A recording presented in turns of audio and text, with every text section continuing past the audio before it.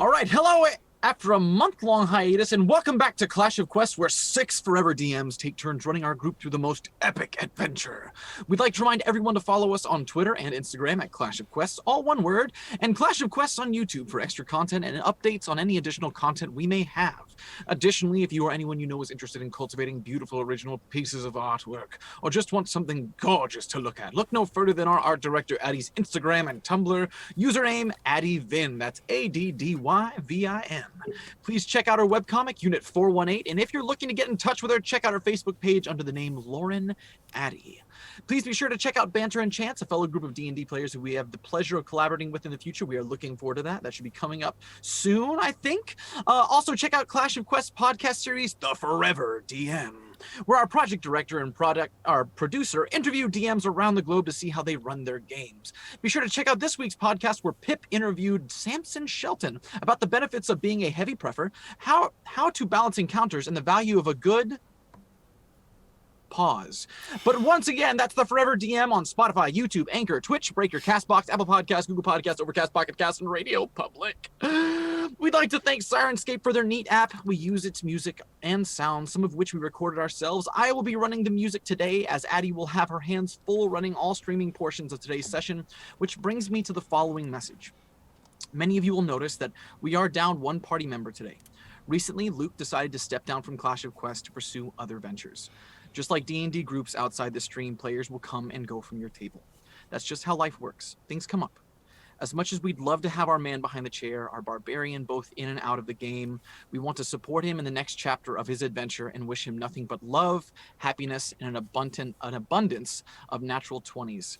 Clash of Quests will venture on as a 5-member group for now, and we can't wait to see what the future has in store for all of us. Now, without further ado, let's introduce our heroes of this adventure, starting with those most likely to pick up a hatchet-wielding hitchhiker in real life, because their party really, really needs that cleric. Starting with the producer and host for the Forever DM podcast, half of the editing team for our video and audio content, standing at 0.81 Mary Palins, Nat. Hi, I'm Natalie. I'll be playing Knut, the Tiefling Barbarian. Now, fun fact, Natalie just officiated a wedding. Actually, Natalie, can you in fact confirm that you recently married 2 people with a yes or a no? Yes. Okay, I actually have evidence in the form of an undoctored photograph of this event, and we'll show that to you now. It was a beautiful affair, and despite the fact that Adam is in fact engaged to Natalie, No! he is now legally married to... No. Back it up a little bit. Back it up a little bit. There you go. I can see the whole thing. No. That's not how this went down. That's not who I married. That's my husband.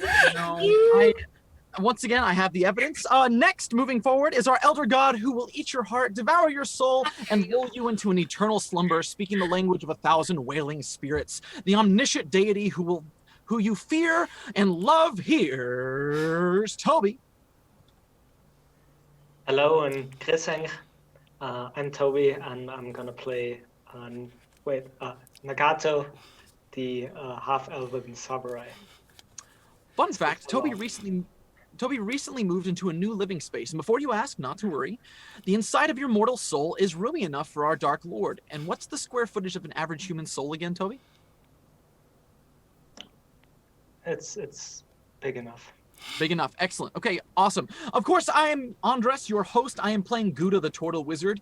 And this next part is actually pretty unscripted. Nat told me, as I saw her for the first time in almost a year, she delivered a bunch of things to me, including this staff, which says Gouda upon it. I don't know if you can see that, or it's there, right there, like that. Great, yeah. Beautiful stick. I have a new Gouda stick. She also made me an entire dice box, which I would show you, but I'm having difficulty getting everything sorted out. But I'm going to unwrap this now. Once again, this is not a prank. There's not mayonnaise in here. At least I don't think it's a prank. It might be. I don't know what Natalie actually got me, but there is something in here. Holy, that is a lot of... The environment hates you for that. Target had a sale. She knows about my obsession with hot sauce and got me something called Ass Blaster Hot Sauce. It's an outhouse All right, we're going to taste some of that on stream. We'll do that in a little bit. Thank you so much. I'm so excited about that. That's so wonderful. 100% that gets tasted on stream. This gets And, eaten on stream. like the entire process. I want the entire thing on stream. Oh god. Oh my god. Now I'm hyped up. My mouth is already watering. Okay. Next up, half of our editing team, the person who I'm currently collaborating with on an original and hilarious radio play, Prescott and Glitch, the stream wizard for today's session, the person responsible for all the astonishing art and branding for Clash of Quests, including our logos and the beautiful artwork you see around our windows, Addie. Hello, I'm Addie, and I'm going to be playing Riordan, the Eladrin Bard. So Addie has given me full control of the stream music and sound effects. So now I have the ability to add the right mood to any event. Pip, would you mind reading the script I sent you so that I can demonstrate? Of course. Just I lost my house in the fire today. Everything I loved and anything that mattered to me was in that house. That house where I grew up and had Christmases and lived my life. It's just not fair. I don't think that I'm ever gonna,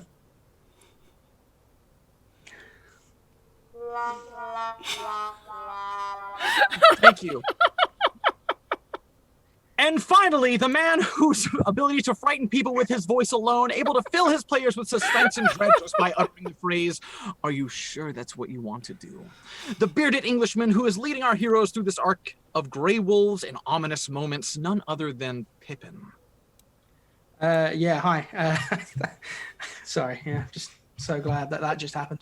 Yeah, my name's Pippin, or Pippin. I'll be playing Star today. It's Star, and yeah, I'll be the DM for this little mini arc. And yeah, I'm real happy to be back, guys. I've missed this. In the case of emergencies, to frighten most burglars, Pip provides a service where we deliver a recording of him reading excerpts of my fan fiction. Not only does it scare off most would-be intruders, but it leaves them too emotionally scarred to ever do it again. Now, with that being said, I will read the recap, and I believe you're going to play the intro music following that, Addie? Is that correct, or are we... Recap and then intro. Sounds good. Alrighty. After awakening in a new realm, our heroes tried their best to navigate the world around them, only to find themselves once again in harm's way, at the hands of a war between bandits and an army of a sly leader known as Lupin. Amidst the chaos, our heroes Nagato and Mar found themselves in a battle pitted against a gladiator-like man who would not stay down. In fact, even after his head was separated from his body, he continued to fight, nearly leaving the two party members dead. Our heroes have been manipulated into this fight, which is quickly growing out of hand, culminating in the altered state of Mar, a mysterious spell casted on Knut, and now being forced into completing a series of tasks from Lupin himself, not the least of which is entering a hazardous cave to retrieve a mysterious item. And with that, we welcome you once again to Clash of Quests. Hey. In the year of 1974, two great and powerful wizards, Gygax and Arneson, created Dungeons and Dragons. Their creation gifted groups of ordinary people the chance to become heroes, to forge their own stories of wonder. Yet with this wonderful gift came a terrible curse. One amongst each group would have to sacrifice themselves to create these tales for the rest of the party. With their sacrifice, these valiant souls became the dreaded Forever DMs. One day, the gods saw fit to choose 6 of these DMs, each from a different realm, each from behind a different screen, to answer a call to arms and break the curse bestowed upon them. As one, these creative souls vowed to tell the most audacious story that the gods have ever heard. Each Forever DM wrote their own chapter of the book that transported the party across the crystal spheres. Now, join with us as we recount that extraordinary tale.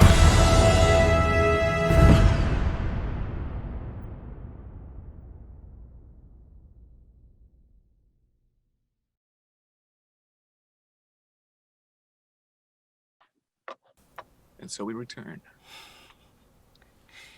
Hello. Okay then. So, yeah, welcome back, guys. Welcome back to a Clash of Quest. Everyone watching, and of course, my wonderful, gorgeous players. So, like when last we left off, Gouda had cast a spell upon my Bravo, commanding him to stay. And against his will, he does. Knowing that it might cost him more than he potentially let on. After a while of heightened emotions, things start to calm down, and you decide to set up camp for a long rest, which is what you do. You agree to take watches one after the other. My Bravo yearning to get to those axes, feeling part of him drain away the longer time goes on. It's approaching dawn. In my case. Our Bravos... Sorry, yeah, please. I just wanted to ask if I could position myself to sleep, spend the long rest next to him. Yeah, sure. It's fine. That, So my Bravo would have finished his watch, nearish dawn. And he goes to swap over. Who would like to take the next watch? So the watch preceding the dawn chorus. I have to maintain this spell, so I will be staying up. I'll take it. I'll take it with Gouda. All right. Okay. So Gouda and Knut, you decide to take watch. If you could, both just give me a general perception check. Perception. I have advantage on perception checks. That is a total of 11. Okay. Cool. 16. So now you notice something reasonably disconcerting, which is just a flash of grey. About the size of a wolf flits across your vision. About 20, 25 foot in the distance. Everybody else is sleeping? Everyone else appears to be sleeping, yeah. Okay. Yeah, I was going to say, yeah, Rory's going full meditation. I'll tell Gouda.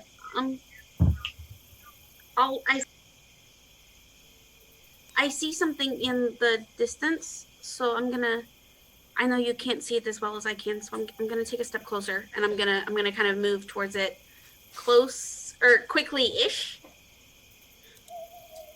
Be careful. I will. Are you going to go stealthy or? No, it's circling us, like it knows that we're there, so I'm gonna move quickly. So you're just going to go just straight up quick, yeah? Yeah. Are you going to pull out your weapon or are you going to leave it as is? I will pull out my weapon. Okay, so almost in a hunter's crouch, you start to make your way over to where you saw the shape move. Give me a strength saving throw, please. Oh.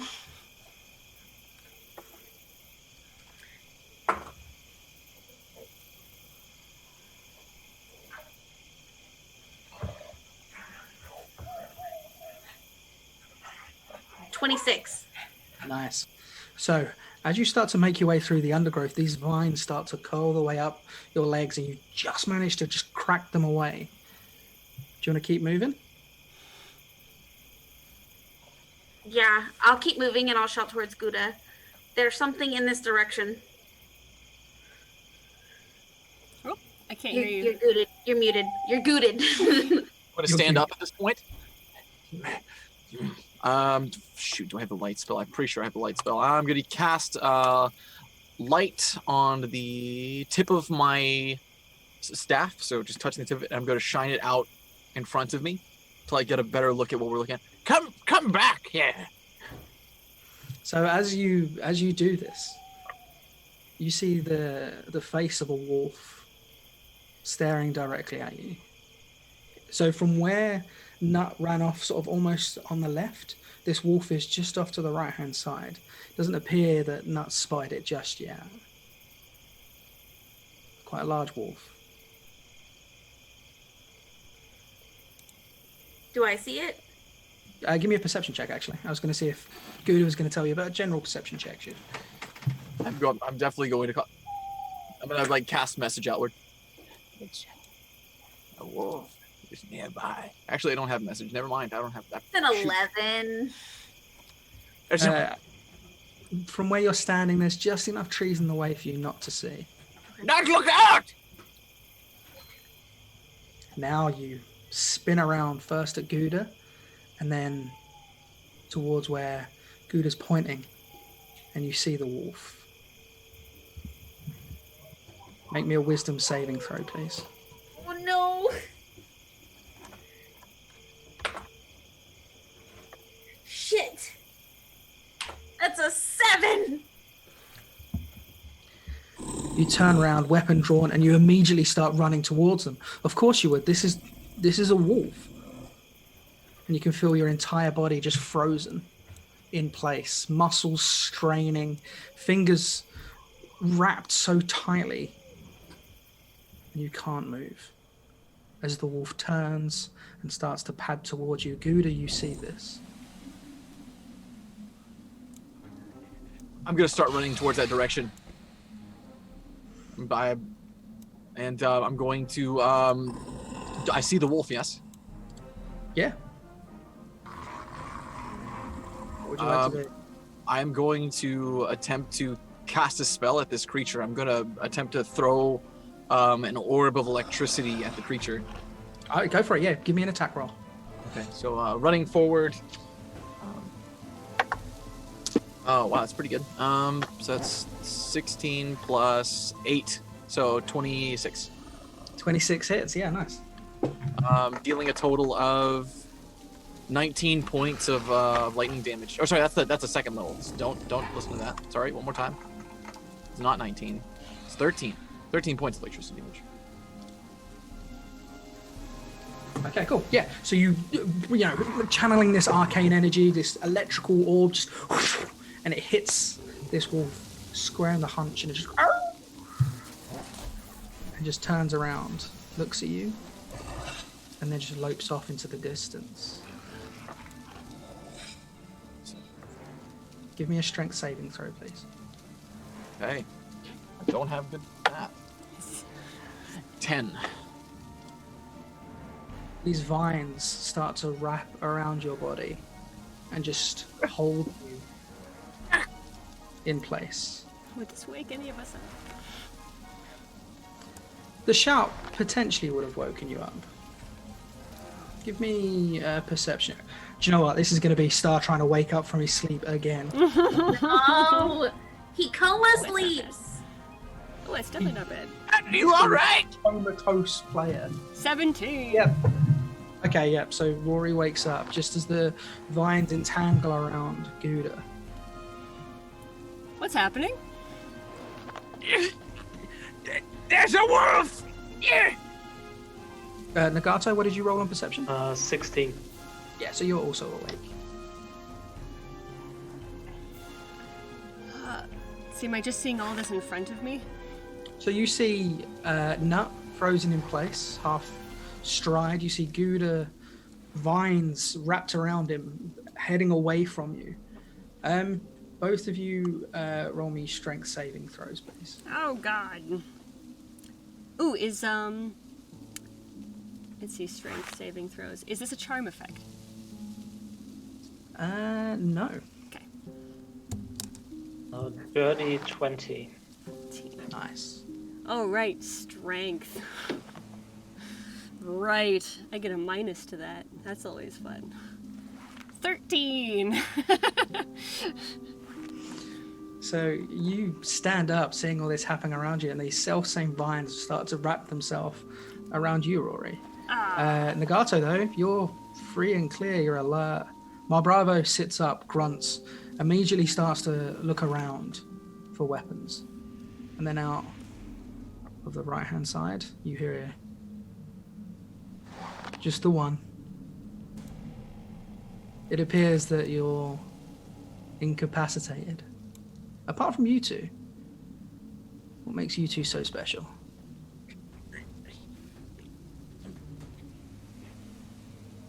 You did it. You again. From just behind where Knut is frozen, a tall man strides dressed in grey and looks directly at you, Nagato. But as he passes Knut, he just gently strokes a finger across her cheek.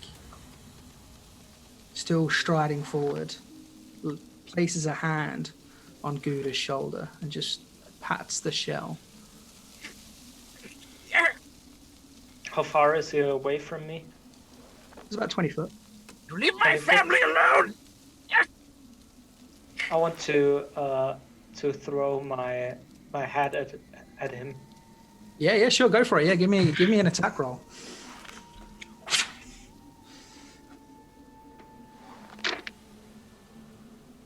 That is 21. 21 hits.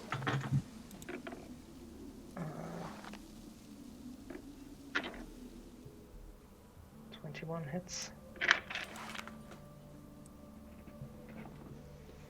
That is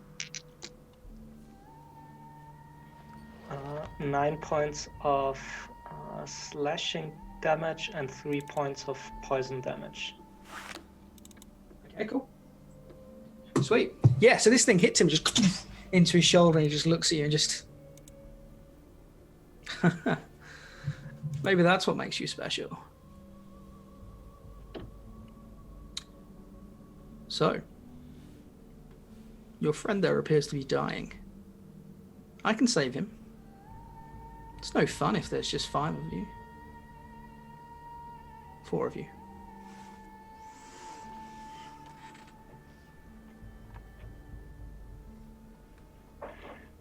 Yeah, the What do you say?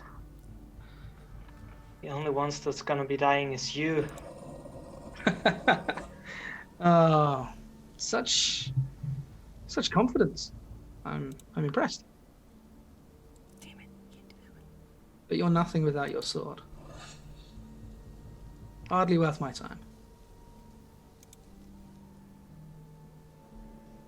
I don't need my sword for you.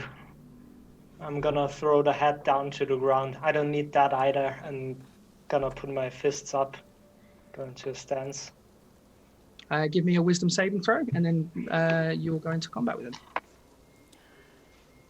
Get Wisdom. any more saving throws, or is it just the one?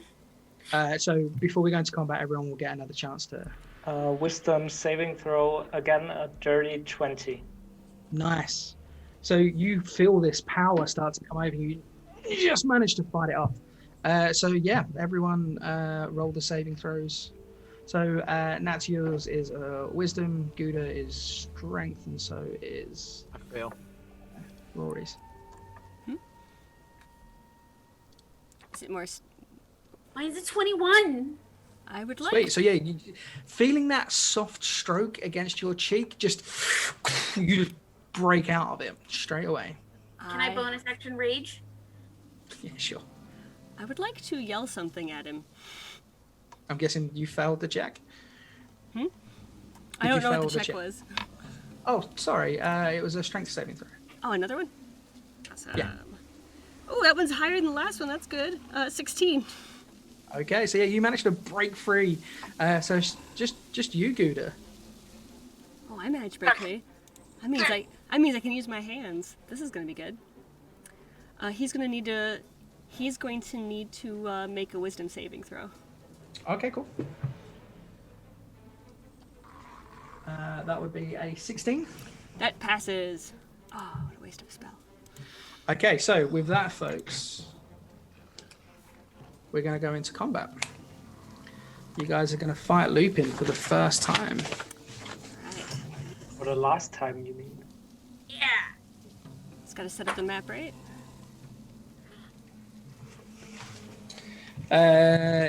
Yes. Give me a second. Let me load that up.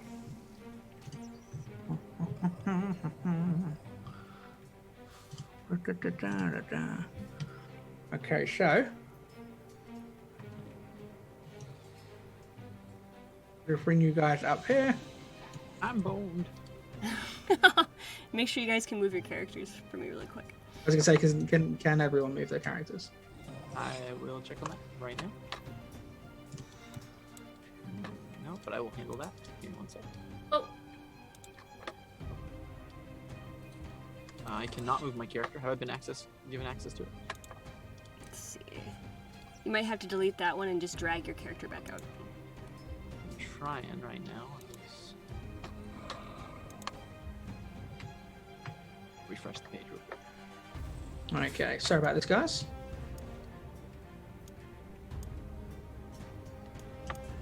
La la la la la la la la la la. Yeah, you guys get to fight him for the first time. Oh, I don't like this though. Don't like it. I didn't choose this battleground. Don't like it. Okay, so while that's going on, if everyone would like to, yes. I cannot move my character. Yep. Delete that one and pull your other one from your journal. I don't. There's nothing in my journal. That's right, because you weren't logged in yet. Sorry, I was late. Twitch, I was late. Terrible person.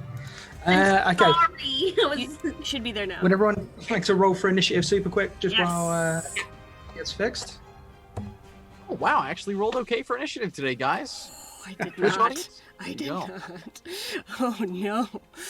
Okay, so 25 to 20. What do we get? Anyone? Not that 21. 23. Damn it. Nut, can you move your character? Okay, so Toby, It's Nut, not letting me drag it. 20 to 15. I got 15. Okay. Okay, and then it's gonna be me. It's gonna be me. It's gonna be me. Wait, sorry, I'm not the bard. I legit forgot my character's name then for a half second. I was staring at the gap and I was like, Pippin? No, that's me. Rory, what did you get? I got an 8.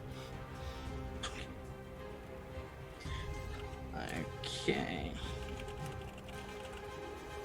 I mean, to be fair, you outnumber this guy. You might I win. don't know. Whoever has maybe they need to delete the whatever token is not on the map. Because you want me maybe now? No, You want me to do that? I already did it. it's not letting me drag. Like I have Nut in my thing, but it's not letting me drag her onto the map. Whoever is the GM, you're gonna click the character and you're gonna click edit and give us access to the actual, like, be able to move the token. Yep. Because so you're gonna go to the edit button, and then you're gonna go to in player journal. You have that probably, and then who can control it, and then you should select. Yep, that's already done. You guys It's have done? to. Yeah, is that all sorted, yeah? Yeah, that's already done. You just have to pull your characters out of your journal. I'm doing that, but it's still not letting me. I'm clicking, holding, dragging. Yeah, it's just Weird. Yeah. You're in there. Sorry, man. Let's see. So you have to, if you drag the name, you're good.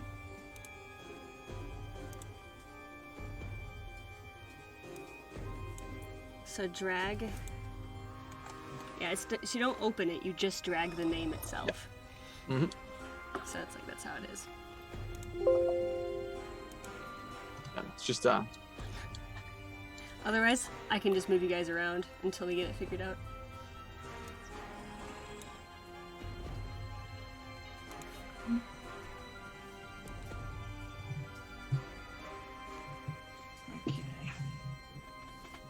It's still not letting me drag it. Alright, then I'm sorry. I'm just gonna put you guys in, Okay, I'm sorry. and then tell me where you guys want to go.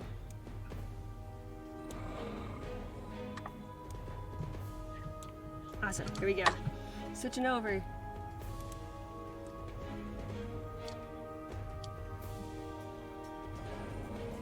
all right. Everyone's close enough. Good. Make that work. Pretty sure Nut had gone off into the tree line.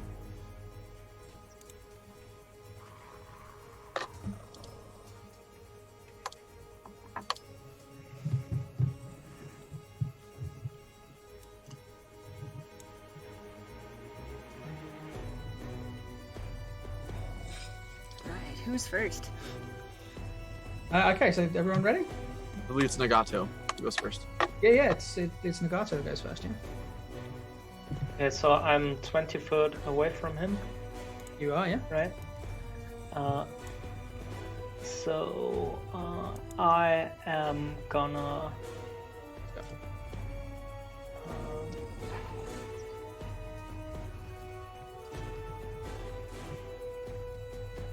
run at him. Okay.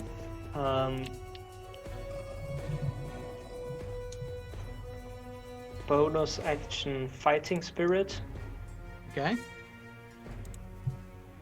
and then I'm gonna attack him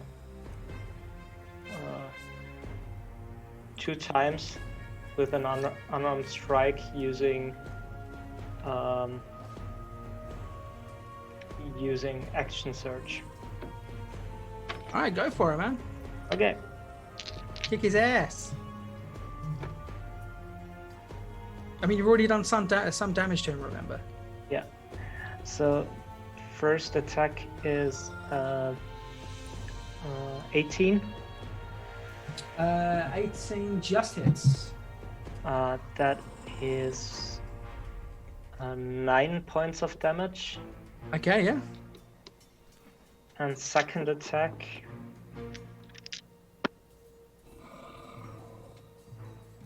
is 17. 17 points of... 17, I thought 17 points of damage. I was like, Jesus No. Christ. I took the guy's jaw off. 17 to hit. 17 doesn't hit, unfortunately. So sorry. yeah, first one, just you see the guy like quite surprised by the fact that you just dashed up to him and and to literally punch him. Second one just managed to just sort of duck out the way. Okay, so next up is going to be Knut with Gouda straight after. So Knut, what would you like to do? Okay, I'm going to move just like right. It's not. I don't know if you can see that, Addie. If it'll let me move like right here in front of him or to the side of him. See that? Yes, you're beautiful. Awesome. Thank you. And I would like to Reckless Great Weapon Master hit him with my Great Axe. All right, go for it. Are we flanking? Nope. No, not flanking. Damn it! I should have done flanking on the other side of him.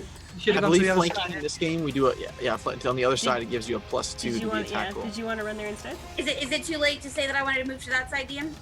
It's fine. Okay. I'll allow him. All are cool. Great. I love that you said that because that's a 24 to hit him. Beautiful. 24 definitely hits. Okay. So that is pull out my cheat sheet for how much I get to hit him for. Okay. That is 9 plus 5 is 14, plus 2 is 16, plus 10 is 26, plus 1d4. I need a d4. Come on, dice box, which is 4. So 30 points of damage Nice. for my Yes. first hit. Yeah. And then I get to hit him. Bonus action, I get to hit him again. Yeah? Mm-hmm. It's been so long since I've done this. Go for it. You could Uh, just carving this guy up. yeah, look. Oh, that's even more than that. Actually, that's a crit. Is that a crit? I think I crit on 19s. What kind of barbarian are you? Berserker. And I have, okay. It was a friendly Great Weapon Master. Because I always...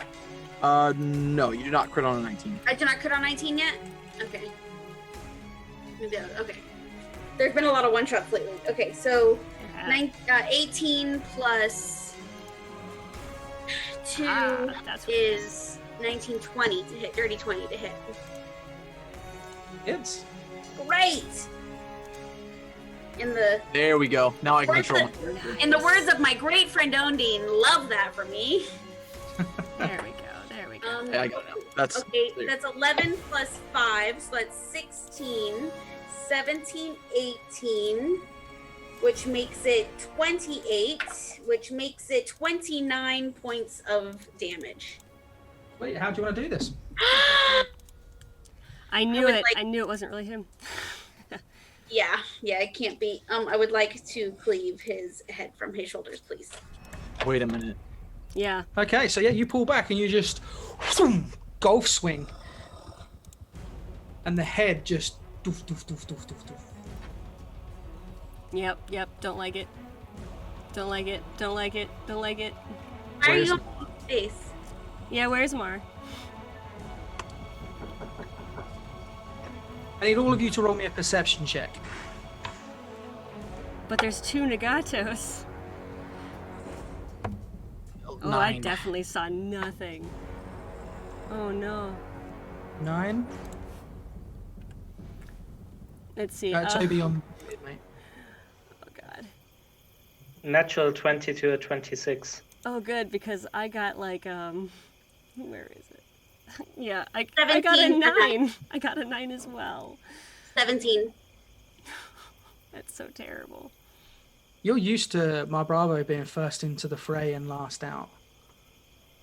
So as you swing, decapitating Lupin, as his head bounces onto the floor, It's not him. you look around almost hoping for approval, but also kind of wondering where my Bravo is.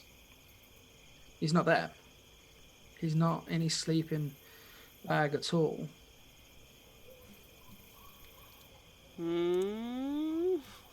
The decapitated body in front of you starts to shimmer. A mirage. Ah, I knew it was it. Damn it. All of you roll me a Constitution saving throw, please. Oh, that wasn't bad. 17. 19. 17. 23. Okay, so you notice that as it shifts and shimmers into the decapitated corpse of Mar Bravo, it takes you aback for a heartbeat until you realize that it is just that, it's a mirage. Okay. So many emotions in one moment. And the body shimmers and disappears completely. Sam, I'd like to clarify, I did not just kill my dad, right? It disappeared? The body disappeared. What happened? Where's my Bravo? He's tricking us again. Did anybody else see that? It looked like Mar. I didn't just... No, It's not, right? no, that wasn't him. If it was You're him, sure? I'm sure. Um, Can I run an Arcana check on that? Yeah, totally, yeah. At which point, Star is going to wake up after missing all of that. I promise, this looks like I'm just trying to make life easy for myself, but genuinely, every time I roll for Star to wake up is just... Man's gone narco in this game. So, I13. rolled a nat 1 for my Arcana check. 13. 13 on Arcana. Yeah. It's a mirage. I wanna run towards Gouda. I didn't. Right? No. I grab a hold of like by the arms. It's not. The cane just drops to the ground. It's not him. It's a mirage. I don't know what happened. Then where is he?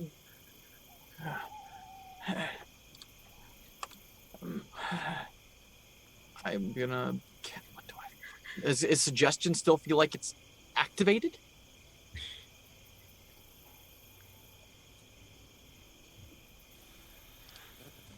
Good, I didn't mean to. No, I'd like to. it wasn't your fault. It's not him. He's somewhere. Are there any tracks somewhere? Yeah, I'd like to look as well. Yeah. I'll go in the Well- opposite direction Nagato is, so we cover more ground. Okay, yeah, no worries. I've been playing so much Call of Cthulhu. I was like, roll me a spot hidden. Give me an investigation check, both of you. Investigation is Oh my god. 16. No, no, Rory, not like this. Not like this. Another one. Last night I was rolling net 20s like crazy. Today it is all ones. So, Rory, you're a little bit perturbed by everything that's going on. Like, that was clearly a big show of magic. You're not necessarily used to seeing, certainly in this world, and whatever world that you happen to be in.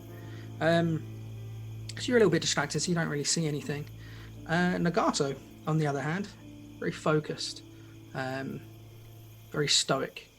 You're aware that things need to be checked before you can start to relax and talk. On your half of the area that you're searching, you do notice several wolf prints, and potentially standing by a tree, are 2 boot prints just off behind the tree line. Are they going somewhere? They're going... No, so there's no footprints leading to it, and there's no footprints away from it. It's just 2 singular boot prints. Guys, over here. Am I Found free from something. vines? You will be now. Yeah, sorry, I should have said that. Yeah. Okay. I'm gonna pick up my staff. Yeah, sorry. As soon as that body disappeared, those vines just fell away. I'm gonna follow quickly. There are a lot of wolf prints that are leading away, and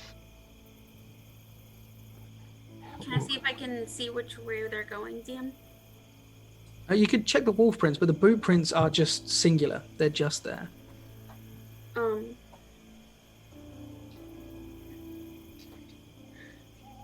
Did he go this way? Did he go this way voluntarily, or did they take him? Are there any of Mars footprints? But I'll give you this. Like, I think, you guys have fought together for a considerable amount of time. You guys have had to track things together as a party, so you're well aware of the sort of footprints that you guys would leave behind you. These aren't Mars footprints. These are just 2 single boot prints standing next to a tree towards where the fight was. Oh. The wolf paw prints are just going in different directions. He didn't have shoes on, right? He lost all of his stuff. So can I look to see if there are any footprints? Sure. Yeah, give me an investigation. Investigation? Can I ask, could I do it in a way to make it survival? Well, justify it for me. How would you justify that as a survival? Because I'm looking for specific tracks, and I'm looking for the direction that they're going and the way that they went there. Okay, that's fine. I'll buy that. That's fine. It's a dirty 20. All right, cool. Yeah. So, sort of looking around, the last place you saw Ma, sort of going back to there and going back to where these boot prints are and where the wolf prints are. It's almost as if Ma just vanished into thin air. These boot prints, however, they aren't Mars. The feet are slightly smaller. Where are Tom and McGonigles? Sorry? Where are Tom and McGonigles? So Tom is no one's checked on Tom, have they? Tom appears to be asleep. McGonagall is nowhere to be seen. Oh, he was supposed to guide me to the back of this cave. I would like to use thaumaturgy to shout out for Mar. Okay, sure. I'd like to yell 4 times. Just Mar. I'm just going to shout out as loud as I can with thaumaturgy. shouting for more. All right. You stand there and you use that energy to amplify your voice. And the first shout startles the birds from the trees. The second shakes the leaves. The third shout echoes around a seemingly endless and empty forest. And the fourth one is replied with an owl, apparently. And the fourth one also echoes into nothing. I'd like to That drop. does wake Star up, by the way. I'm not even rolling. I would like to just drop to my knees. Star's going to come over to the group. What's going on, guys? Where's Ma? He's gone. Again. Does he run off again? No, I'll try and stop him. I don't think Just- he ran off. he's just gone. Unless he can fly. Did he I pick that haven't up? seen him do that yet. What? What? Where's Can't- McGonagall? McGonagall's really fast through the forest. Maybe he can find him. He's You have anything that belongs to Ma?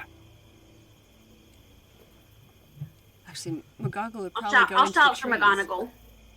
He's probably the trees to where it's safe. Thaumaturgy again, or are you just shouting regularly? No, I'm gonna use thaumaturgy, and I'm gonna shout for McGonagall of the Surefoot. Okay, yep. So as you do that, Gouda, are you going to sort of search where Ma was?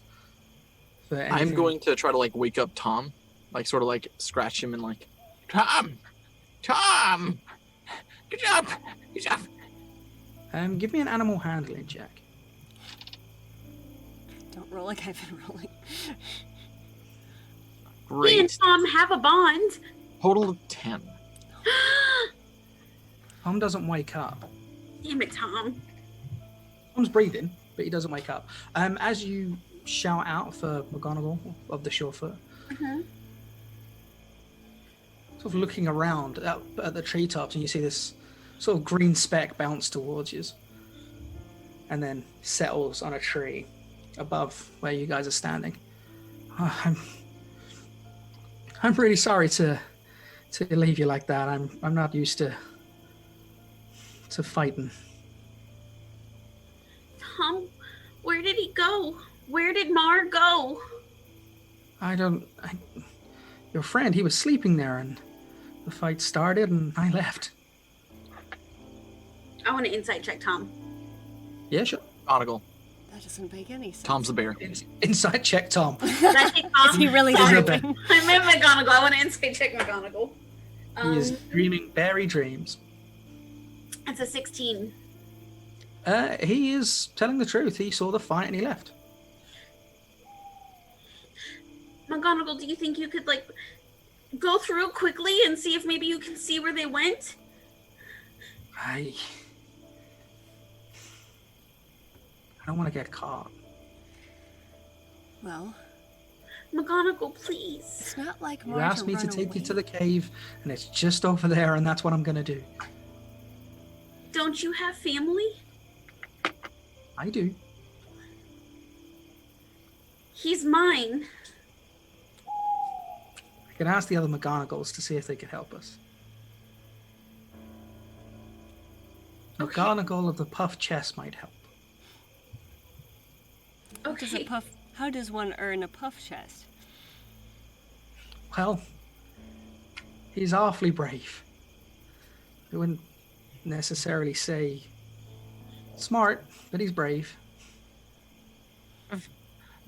McGonagall, have you ever heard of where where Lupin might have gone? Where he stays? Does he stay in the same place, or does he go around? Oh, the Grey Man. He stays at Leaf. I'm And gonna just look one. between Rory and Gouda. I cut something's head off. Was it nothing? It was It was nothing. nothing. It was a mirage. Mirages can feel real. They can even do damage. It's just magic. I don't think Ma would have let you cut his head off, would he? I don't know. I don't. I'm pretty sure he's tougher than that. He's also. But This guy's just trying to scare you. it He's worked. trying. He's It trying. worked. Something was there. It looked like something else, and then it looked like Mar. And there's this. I'm gonna turn around and like. There's the cut on the back of my neck. How are we supposed to fight this? Listen. If we go out, if we don't listen to what he wants, it'll pick off all of us, one by one. We go retrieve the item from the cave.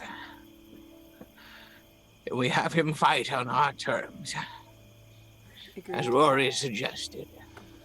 He's already picked off Mar. There's one.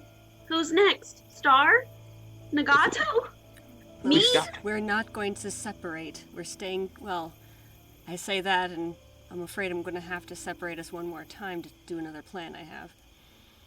I don't think that's a good idea. I think we should stay together. The problem He is knows where we are because of my neck. he's tracking Knut. So if Well, we can't send that away. No, we're not going to. But what we can do is at least hide half of what we're doing. Do we know if he can hear what we're talking about, or can he just see me? We don't Can he even see, or is it just like a dot on a map? No, I do know. My identify spell actually told me that nothing was auditory, only visual. So maybe we should talk about one plan and show me a different plan. That could work. It's very true. And I just won't look at you when you're talking. I'll stand behind a tree or something. I'm so sorry, so Knut. are we going back to the cave, or should we go to Leaf? What I was wanting to do, and it was part of Knut's plan. I'm gonna first take a piece of cloth from somebody. I'm gonna look around. Does anyone have a piece of cloth? Yeah, sure. Yeah, take this, Gator. I take it and I walk over to Knut. Knut, I need you to cover your eyes, dearie.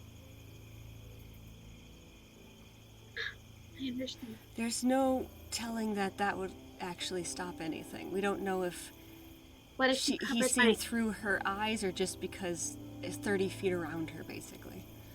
You don't know. It's better to be safe than sorry. So why don't you cover my eyes and my neck?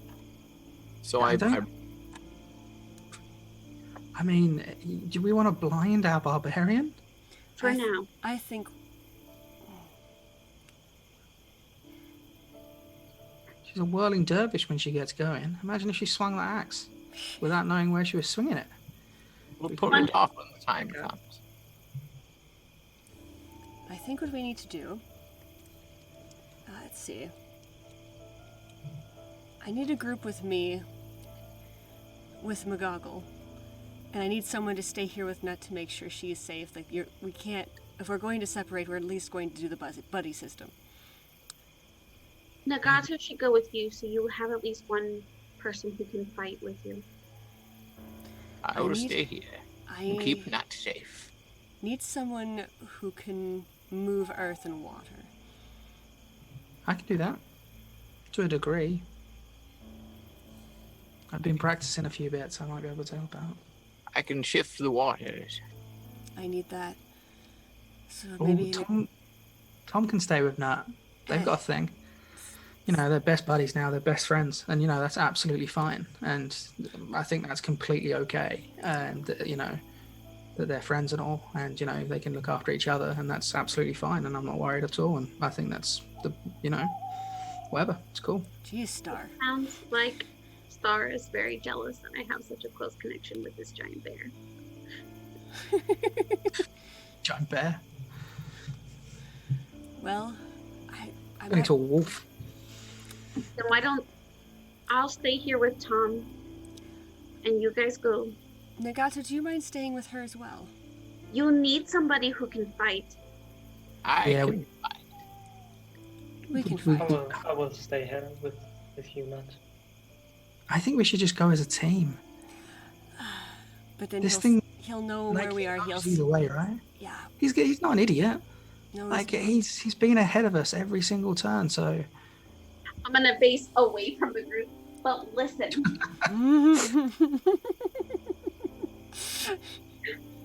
There's a reason. And I'm going to look for those birds. I'm gonna start the casting of Find Familiar. okay. McGonigles is just going to bounce off. Oh. I'll be back soon. Okay. It's like you're leading us. or as McGonagall says that, I would like to pull my whatever's across my eyes down for just a moment. I would like to take a very good look at McGonagall.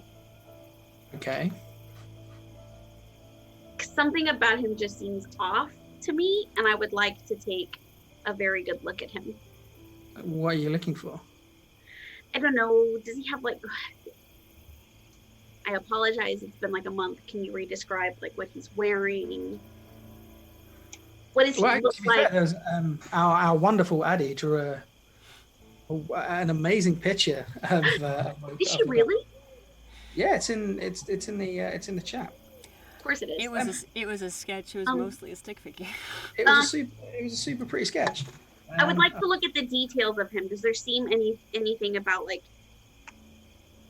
I remember you saying he had like a. Yeah, he's staff? got a little staff. He's got a little pouch. He's about 3.5 foot tall, frog-like creature. Okay, so if he's jumping through the trees and he has a staff, I'm curious about the staff. Okay. Would you like me to make perception check over it? Well, what exactly are you looking for the staff? Like what is suspicious about staff? Are you looking Because for? why does he have a staff if he's jumping through trees? Is it magical? Oh, right. Does something stand out about it? You don't need a perception. Your natural perception would see this anyway. So as he launches himself forward, he has sort of staff in hand, but he uses his natural dexterity in his feet and in his free hand to just sort of bounce between trees. Okay. It's a creature evolved specifically for doing this. Okay. Think primate. Does it seem more like a walking staff or like a casting staff? You can roll a perception check on that. Okay. Oh, that's going to be a 21. 21. It looks like a walking staff. Okay. Like a walking stick. So I would, with the 21, I could compare it to Gouda's staff. Yeah, totally. Yeah, 100%. So, and Star's got a staff as well. So you're... Oh. Nothing's comparable to Gouda's staff. Okay. Well, let's wind it back. Aww. Very true. So bearing in mind, Gouda's unique staff and Star's, run-of-the-mill staff. Both of them are, they look natural. One looks like driftwood. One looks like it's from an oak tree. But they are distinctly magical. This one just looks like a rambler staff. Although there is a slight cap at the top. Okay. Can I, as he bounces off, try to zero in on the cap? Okay, so just to give you an idea of size-wise, this thing's about 3.5 foot tall. Yeah. He's carrying an even smaller staff with a tiny silver cap at the top of the staff, and he is bouncing away from tree line to tree line into the distance. Yeah. All right. So he's little. So it's 2. Okay. What I would suggest, though, is keep it in mind, and the next time you're around him, maybe take a look then. Will do. Thank you. And I'm just gonna peek at that. Silver cap. Put it back up. So I'm just holding my finger out and whistling. It's a constant note for a full hour and 10 minutes. Everyone's used to this. Like, everyone's used to you going, like, full tea kettle. So they're just like, yep, just gonna... Yep. You know what? I'm gonna lean over to Star. I've always been curious how he never takes a breath. Huh? I've always been curious how he never takes a breath. We should ask him. But then again, he can also hold his breath for an hour. Fun fact, turtles can breathe through their butts, so I'm at a constant valve. Just You say that. Is that how you're whistling for an hour? Breathing in through the butt, breathing out through the mouth. I would like to take this moment to explicitly apologize to the internet for Andres. That's fine. It needed to be done. Star's going to walk over to Tom, though, and he's going to wake him up because he's still This asleep. fanfare anthem. So, Star's real used to being around animals. It's kind of what he does. Starts to kind of do what Gouda was doing by, scratching Tom's ears and give him a bit of a shove to the shoulder and be like, hey, buddy, come on, time to wake up. Nothing. Sort of looks down and just gently lifts Tom's muzzle and lifts up an eyelid and then just looks around to the rest of the group. Guys, I think something's wrong with Tom. I'll go over to Tom at that. He just look at this, and he shows behind the eyeball. It's just whites, and Tom's not waking up, but he is breathing. So what's wrong with Tom? Tom's been bewitched. Can I make a survival check to see if I'm familiar with this? I Yeah, said totally. Yeah. Survival? Great. Yeah. Survival or nature? I've got to back up if it's not Well- something natural. I rolled really well. It's a lady's 8. Okay. Nothing. You've got nothing. You have no idea what's going on.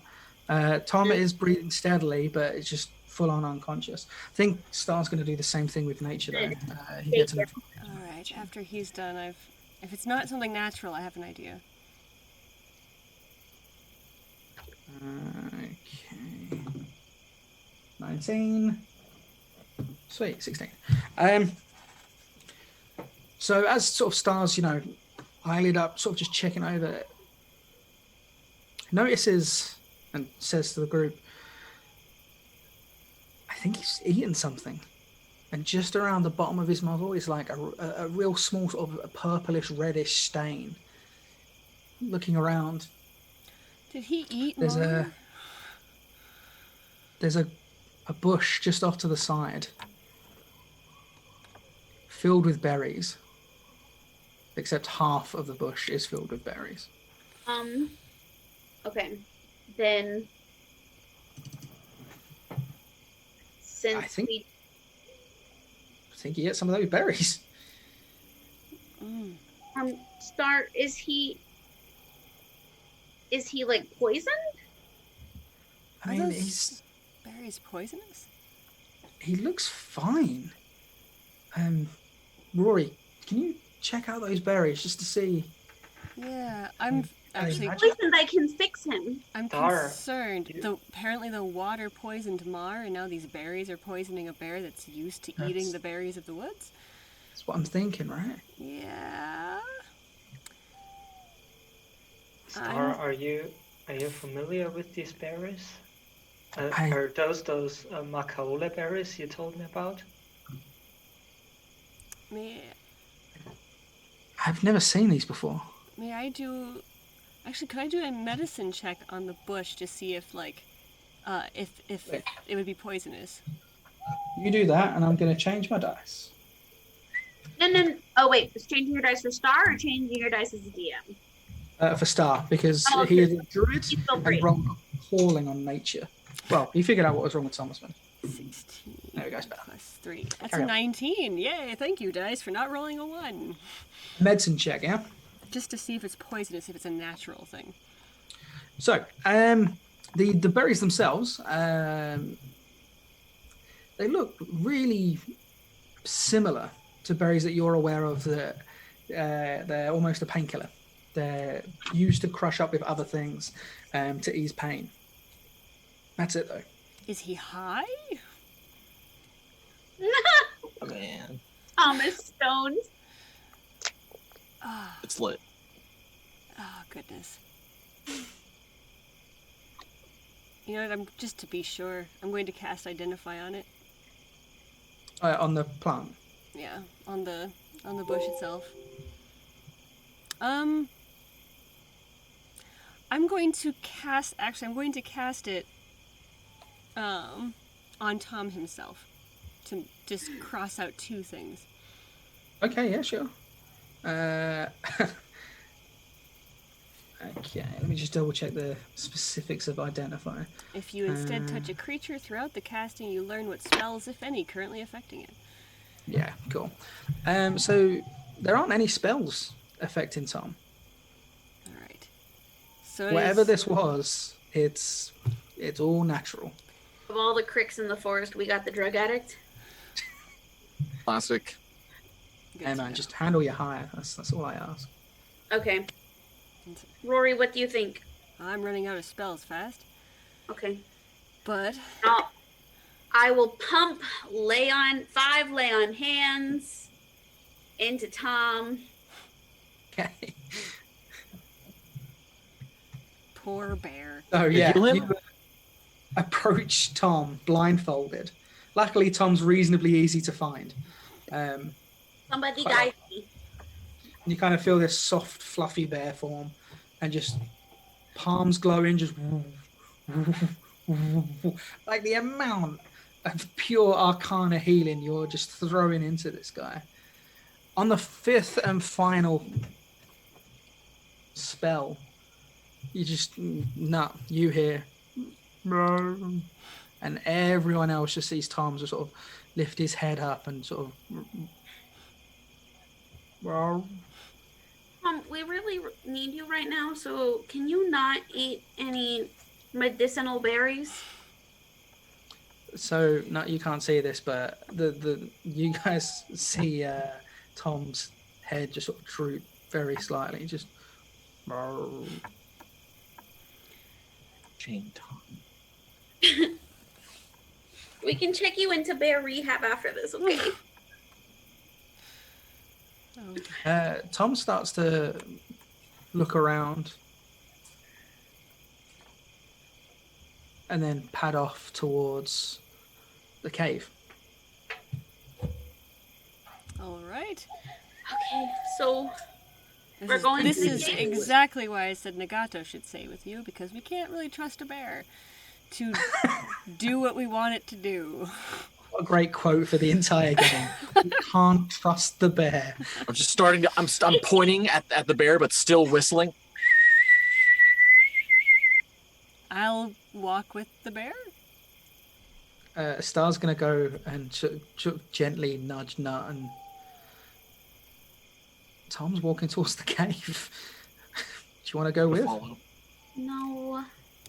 You guys go. I'll You stay. can't stay here, Nut. It's too dangerous. Not by yourself, But- anyway. I can't go with you guys either because then he'll know. I grab a hold. So I'm walking at this point, still whistling, and I grab a hold of Nut's hand. And I with the other hand, I lift the blindfold up.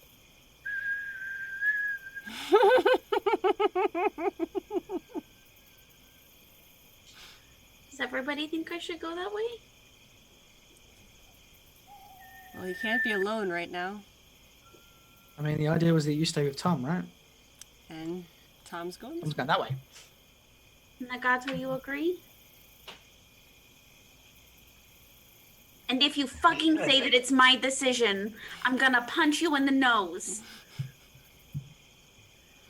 I think we've made decisions on everybody on his own enough. We should stay in this together. Okay. I don't want to let go of Guda's hand, though. As I start walking that way, I want to hold Guda's hand. I keep whistling while holding my finger outward. Wait, what about your staff? You're gonna have to pick it up. I'm gonna point it. Okay, I'll grab the staff and then I'll hold Guda's hand. I'll use it as There's just so many limes. I was going to say, I mean, You've still got a blindfold on, and your only reference for where the staff is Gouda whistling and pointing. Oh. The same Well, no, tone. he said he lifted it. He said he lifted my. Okay. Yeah, he said he lifted Right, it. I missed that. I was going to say, like, no idea where that staff is. Okay, that's fine. So, yeah, you guys start trooping over, following Tom, as Tom lumbers his way towards the cave. Tom does walk straight into the cave, however. I don't even know that we made it to the cave. You guys weren't that far away, to be fair. Like, just because of the slight blending of where you guys were, you guys weren't that far away. It was the amount that you ran, chasing, and sort of meeting in the middle of Mar, and then where you guys set up camp. You guys have made it reasonably close to the cave. So it's not that far away. It's like 15-minute walk, 10-15-minute walk. Before we would have gotten there, I would like to tell the group, don't take me to the entrance. Wait, so you're not like at the entrance of the cave. You are still a considerable distance. Okay. It's because the cave was in the clearing, remember? So you are still a considerable distance away from the entrance. But Tom has just padded forward and just entered the cave out of sight.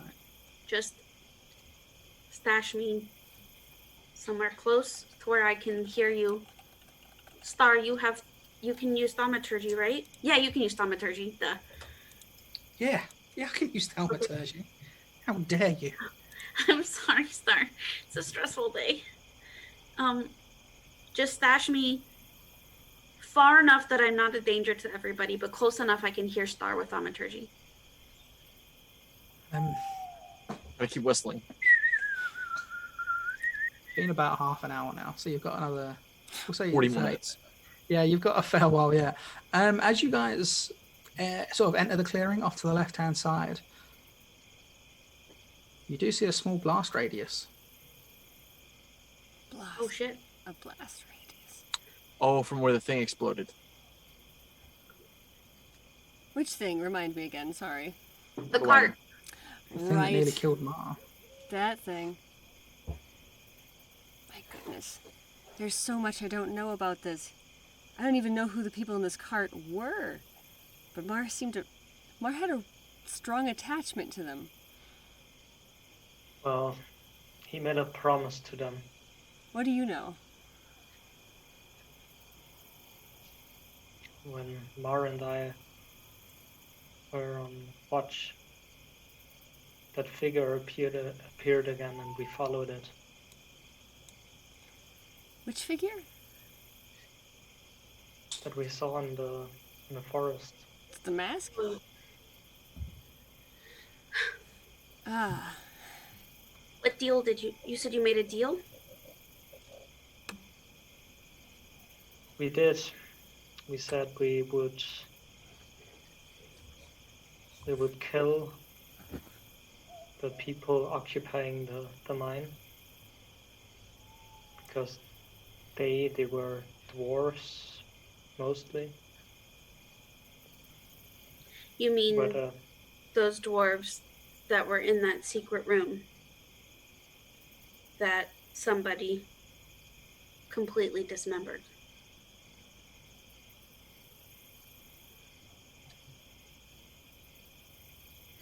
Answer me.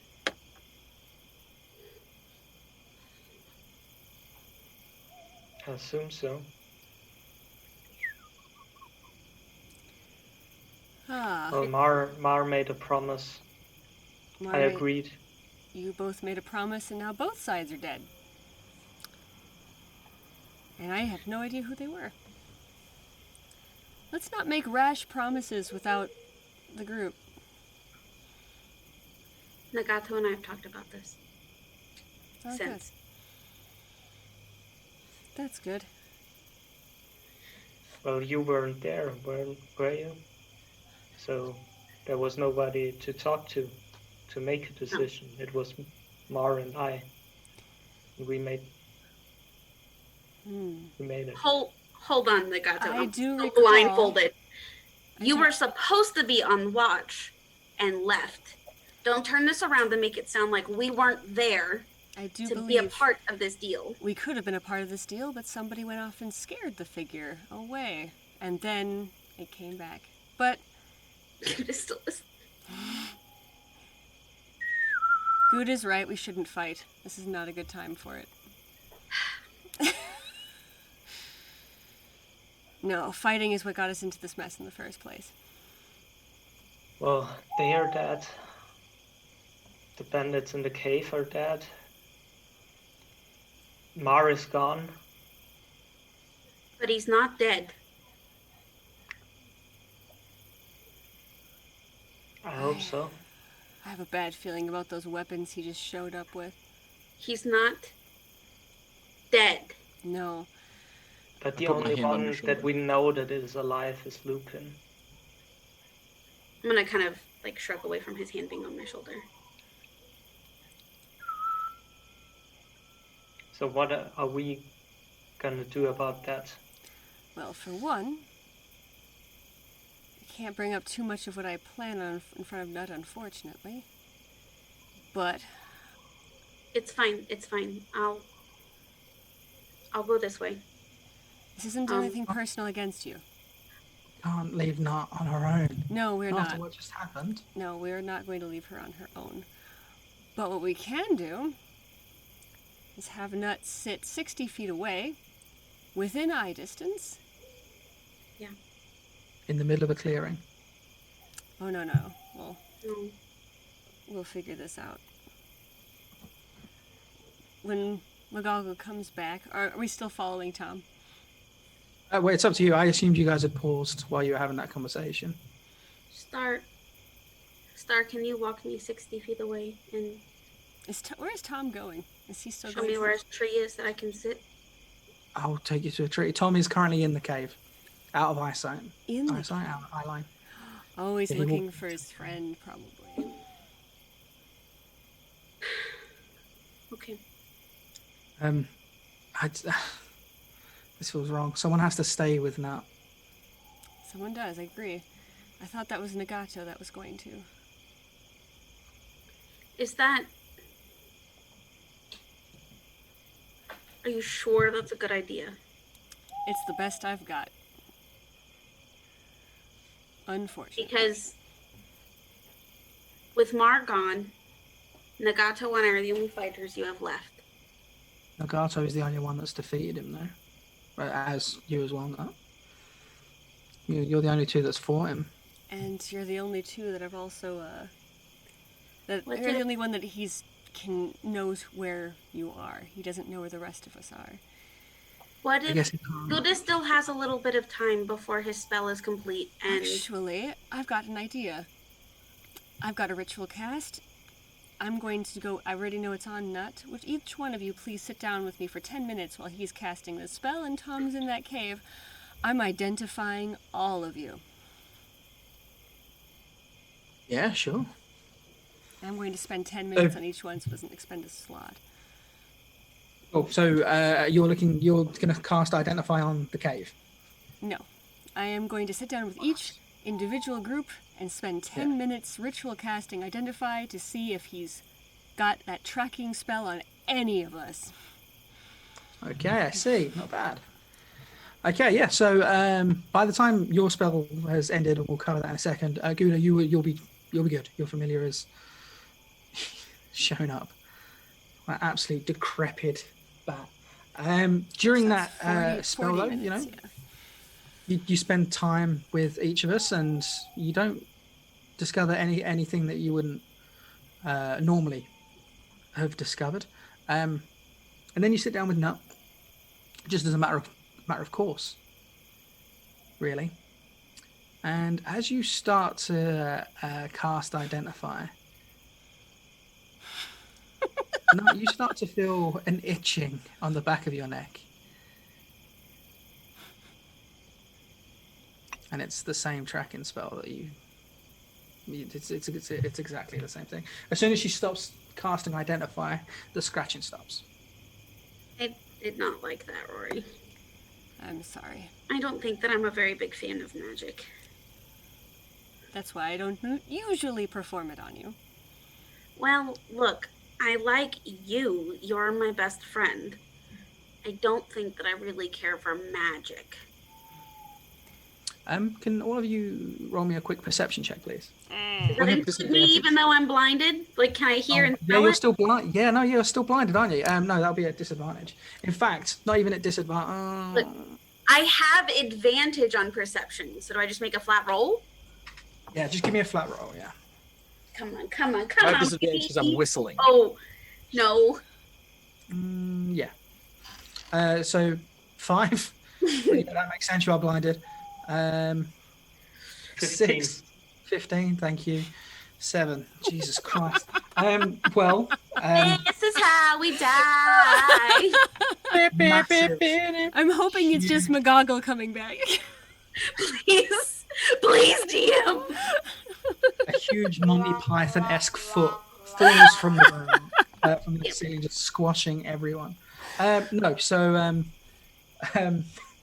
Nagato and Star both notice as you guys are sort of standing, talking in the clearing, figuring out what to do next. You know, you're halfway between the entrance to the clearing and the cave entrance itself.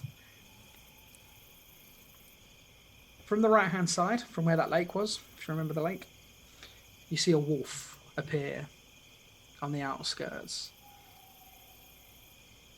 Starts to pad its way towards the group. Oh. Something in its mouth. Oh, great. Don't touch it. Don't touch it. Whatever it is. Looks at the group, stops about halfway between the edge of the clearing where it came from, and then just drops this long brown cylindrical object, and then turns around and absolutely cheeses it. Just runs. Oh God! Everybody just run! Everybody run away from whatever that is. We're going to run away from whatever that is right now. Agreed. Run which way? I can't see. Everyone runs and leaves Knut just No. I believe she was I'm holding, getting she was towards holding on. You, anything, I'm holding on to take her. a look. I had Gouda's hand. If anything, I'm like gonna I was take a look. literally just holding So- her, so we're good. As Rory sort of runs and Gouda starts to chase after. I'm holding on to Nut's hand. Oh, come on. I assumed you grabbed Knut's hand, yeah. Okay, good. Star turns around to run as well, and then he sees Nagato taking a few steps forward and just turns and just, Nagato, what are you doing? Like, look, we've got to go. You don't know what that is? Let's find out. I would like to wait. Let's go Okay, over here fine. and throw things at it. Tell you what, this makes us even for Nicaragua, though. Come on, let's do this. Wait, what if I go? It can't be anything. If it was Lupin, then he already knows what I know, so I can go check it out, and nobody has to risk getting hurt. Nagato and Star are already walking towards it. Oh, God damn What it. do you want to do? You have to make a decision quick, Knut. I'm gonna ask them to stop. Stop. I'm just gonna sort of reach out and grab sort of Nagato's shoulder. He already knows what I know, so let me go see. I can't do anything. I'm the one that, now that Mars not here right now, I'm the tankiest person we have. Let me go look. Lupin can't learn anything from me looking at it about you all. Please. This is his game. I can't go into the cave, so let me be useful this way, please. He's got a point, Nagato. Okay. I'm gonna stop and look in front of Nagato and like say just quietly enough for him to hear. You trusted me. You trusted me with your sword, so I need you to trust me on this. Oh, please don't be McGonigles' staff. And I'll pull the blindfold down just enough to sit on my cheeks so I can pull it back up quickly if I need to, but just kind of set it below, you know, where like mask level, where people should be wearing masks, where masks level should be.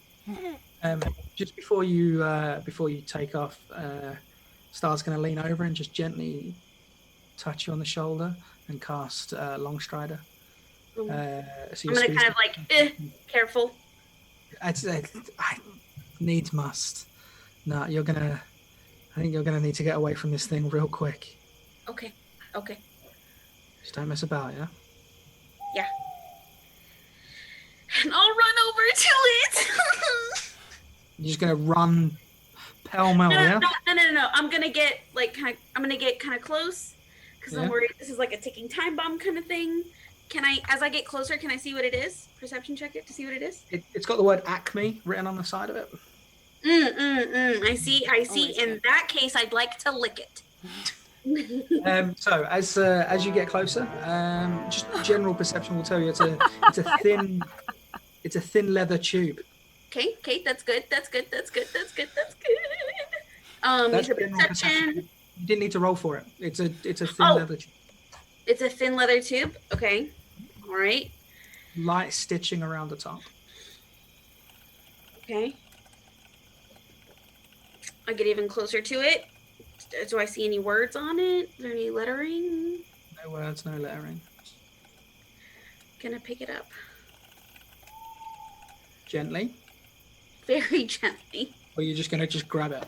No. I'm gonna kind of look at it, and I will very gingerly pick it up. Okay, cool. Give me a slight hand check. Because you are picking this up real gingerly. Okay, it's an 18. So you crouch down and just gently pick this thing up and stand up.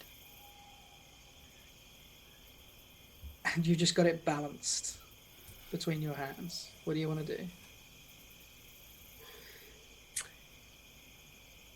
Turn it Uh-huh. very, very slowly to look around the leather. As you turn it around, you hear clunk. Oh, Like there's something solid inside of it. run. Yeah, so it's something small that's fallen as you've turned it. Is there like a cork on it? There's a lid on it, yeah.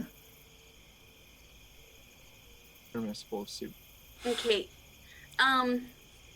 You know how like when you shake up when a soda's been shaken up and you can very like open it to see, like, so you can open it in a way it doesn't explode?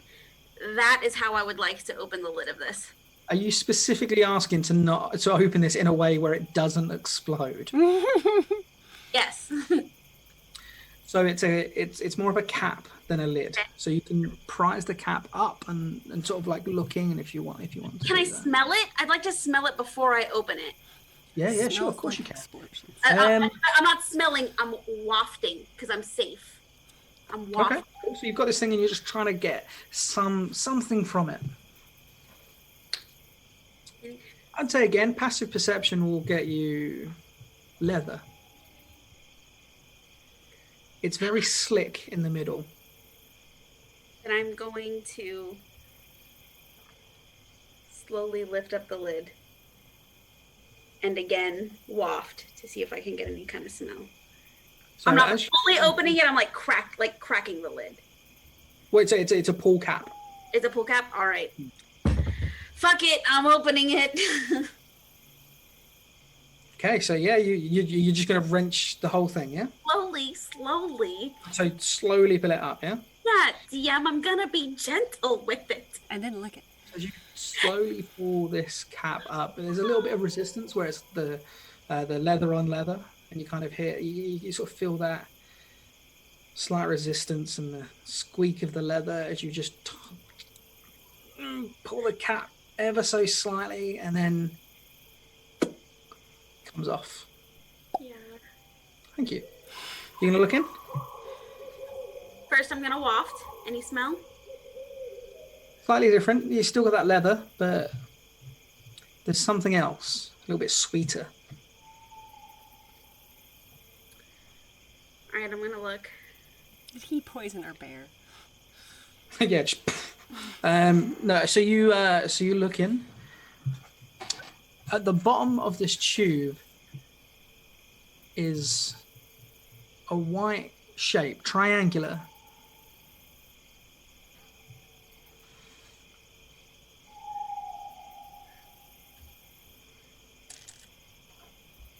I'm gonna put it in my hand. Give me a nature check. Okay. Oof, that's not good. Oh, but that's good. That's a 19. It's a wolf's tooth. It's a wolf's tooth. What languages do you speak? Common, Infernal, and Orc. Scratched into the wolf's tooth is a symbol for M in Infernal. It's a wolf's tooth, not an orc's tooth, right? Wolf's tooth. Symbol for M. Mm-hmm. Does there seem to be anything magical about it? You can give me an Arcana check. Okay. It's a 15.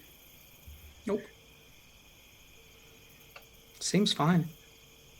It's just a tooth. It looks like just a tooth, yeah.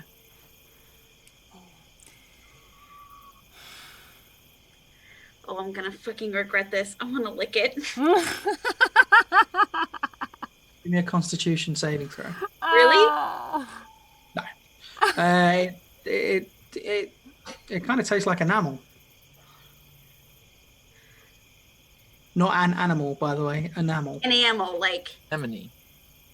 yeah. Enamel, got it. Okay. I would like, can I make an investigation check around to see if there's anything else that the wolf might have dropped? Yeah, totally. While you're doing that, what are the rest of you doing? You've just seen the back of Knut pick this thing up, and you have no idea what's going on. Gouda, your familiar has appeared. Knut, what is it? Did you use like messenger to do that? You far away? I'll use message. Yeah, sure. Okay. It seems to be a tooth. I don't know. I'm waiting to see if I can figure out if it's anything magical because I rolled a 19 on an Arcana check, whatever that means, you know. All right, I'm going to come to you. Wait, before you do, hold on. Let me see if there's anything magical about this. We're so careful about everything. I'm nervous. I don't blame you at all. Hit me with a DM. What did you get? 19. For an Arcana check. Uh-huh. There is a slight hint of something. However, the magic was used to carve the initial. There's nothing magical about the object itself. But you rolled so high, I'll give you that. What language was the M carved in? Infernal. Infernal. Replying to the message. Tell Star that in Infernal there's the letter M on this wolf's tooth. Hey, Star. Apparently What's there's going on? Infernal written on a wolf's tooth that she's just received. The letter M? Well, that can't be good. Tell her to leave it where it is. We don't need that here. I'll just say word for word what Star just said to me.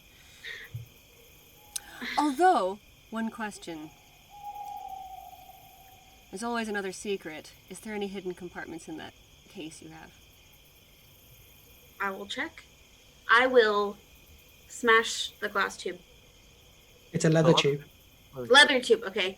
I would like to open it, like cut it open. I'll use a dagger. I'll cut it open. All right, cool. Not entirely sure what check there would be to carve a leather tube open. Do you know what? Screw it. Give me an attack roll against the tube. Like, whose idea was it to give him control of music again? All right. it was thematic. Eddie, you brought this on us. And when I first started, it was the Wilhelm scream. We all got our thing. The dirty 20. Yeah, you carved this thing up completely. I just want to like cut it open and like open it and see if there's any more words. Is there anything, like if I pull it, open, is there any... Oh yeah, you completely disassemble this tube. Okay. Question. Nothing else. What type of leather is it? Ooh. Okay. Is that another nature check, DM? That'll be a nature Bible? check. Yeah, sure. This is a 22. It's a real specific type of leather. Type of leather that you've only ever seen once before, and it wasn't necessarily in a very nice place. This was made from human skin. Ah! Oh, good. Specifically human, or like a human? It's not like a tiefling or an elf. Oh, I see. Oh no, as in human skin. So, infernal writing, human skin, illusory magic. We're dealing with Vlad the Impaler. Do you make it clear that it's any of this information, or is it only Rory? Yeah, I'm relaying all this information Alright. to you guys. And I'll relay it all to you guys. I'm going to rub my face and say to the group, I think we're dealing with more than just a man. Yeah. Something much more. There's a reason why I don't want to fight him on his terms. I still stick with the same point. Like, nothing that comes in human skin is ever good. No. Apart from you, Nagato. You're pretty cool. But we need to leave it where it is. Nothing good can come from bringing that thing back to this group. Not leave it there. Leave it and finally let us go into this cave. Yeah, I think we should check on Tom. I'm gonna send Gerald in. Gerald, go into the cave and check on Tom and come right back. Then I love you. I can't go into the cave anyways. Why don't I sit here with it and see if I can... Maybe if I spend some time with it, I can understand. Attuned I to can't go in anyways.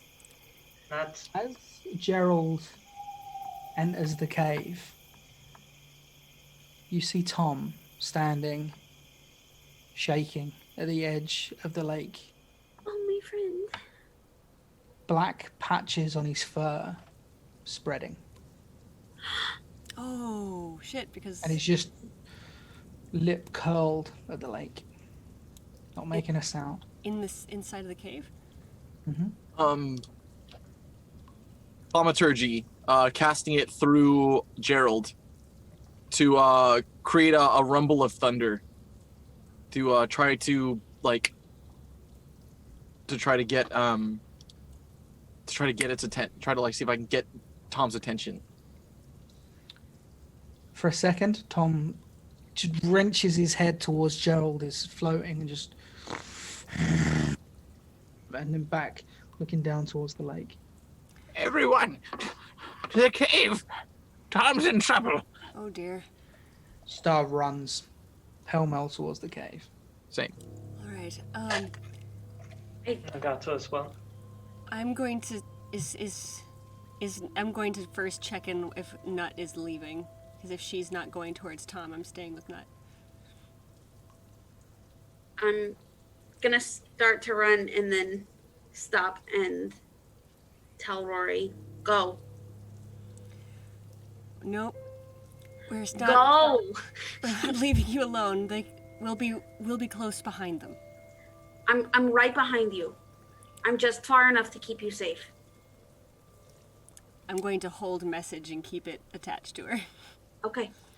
I promise you I will stay within range of that. I'm going to walk towards the cave. Okay, so Star, Nagato, and Gouda, you guys all reach the cave entrance pretty much at the same time. Nagato just beating the other two by a hair's breadth. And you guys see these black patches spreading across Tom's fur. And he's starting to buckle. And Star shouts out, Tom, come on, we've got to go, man. Come on. Tom doesn't move. Do we see anything in the water? See any? Well, give me a perception check. If you roll high enough, you will. Ooh. Oh, that is a 4. Jail. Dice jail. Star's going to scoop up 5 stones from the ground, and he is just going to one after the other into the water, trying to break the concentration, see if it can hit it, like fucking anything. I chuck a chromatic orb just straight into the water, fully charged with electricity to try to shock the water. Oh, it's a good job you did that. In 5 rolls, 2 nat ones. So as you just once again, this electrical orb hits the water and just, and obviously it's going to conduct the electricity in these arcs of lightning just shoot everywhere, and you hear, Everyone get out! well, we can't go without Tom. Tom, come on, let's go. I'm gonna try to get to his head and Okay, just gently take his head and trying to get him to turn around. as you step closer, you kind of start to feel this creeping pain across your body. Take 11 points of necrotic damage. I move myself in where I'm standing at the cave, so I'm like here. Do you want me to roll that damage, by the way, for the lightning, or Oh, sorry, yeah, dude, I completely forgot. 10 points of lightning? Perfect.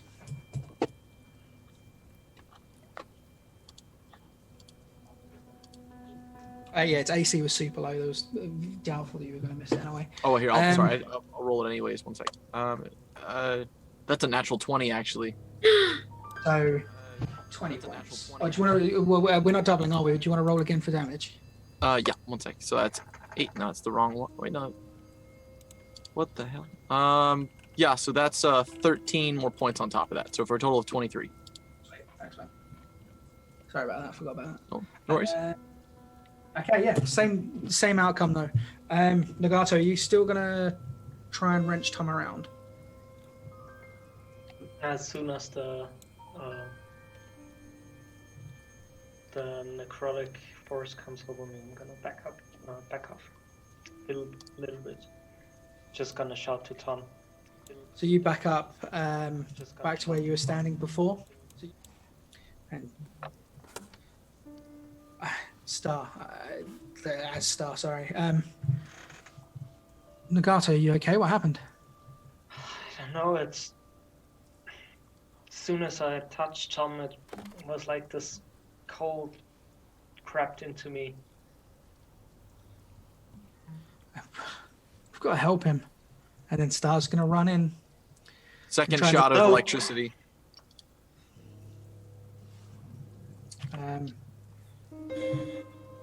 Yeah, so we'll do it properly this time. Just see if you rolled, see if you hit it. 18. 18 hits, and then damage. 11 points.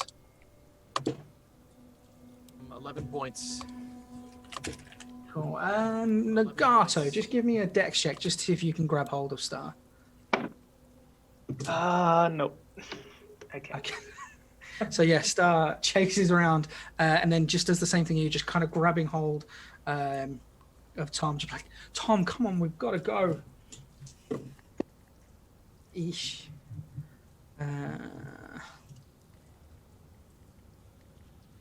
Takes a fair amount of damage himself. At which point, Rory, you're now at the entrance of the cave. Is there anything that you'd like to do? You currently see this crackling energy sort of dissipating from the lake, and Star, these black, dark patches starting to appear in his skin as he tries to drag Tom away. Oh, this is inside the cave.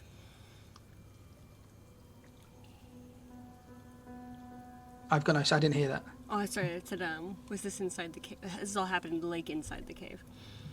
All right. I say, Star, you need to leave now. If he's not moving, you actually have to leave right now. We can't leave him here. Hold on. Try and drag him away again. How far away am I to this? Like nothing. 10 foot.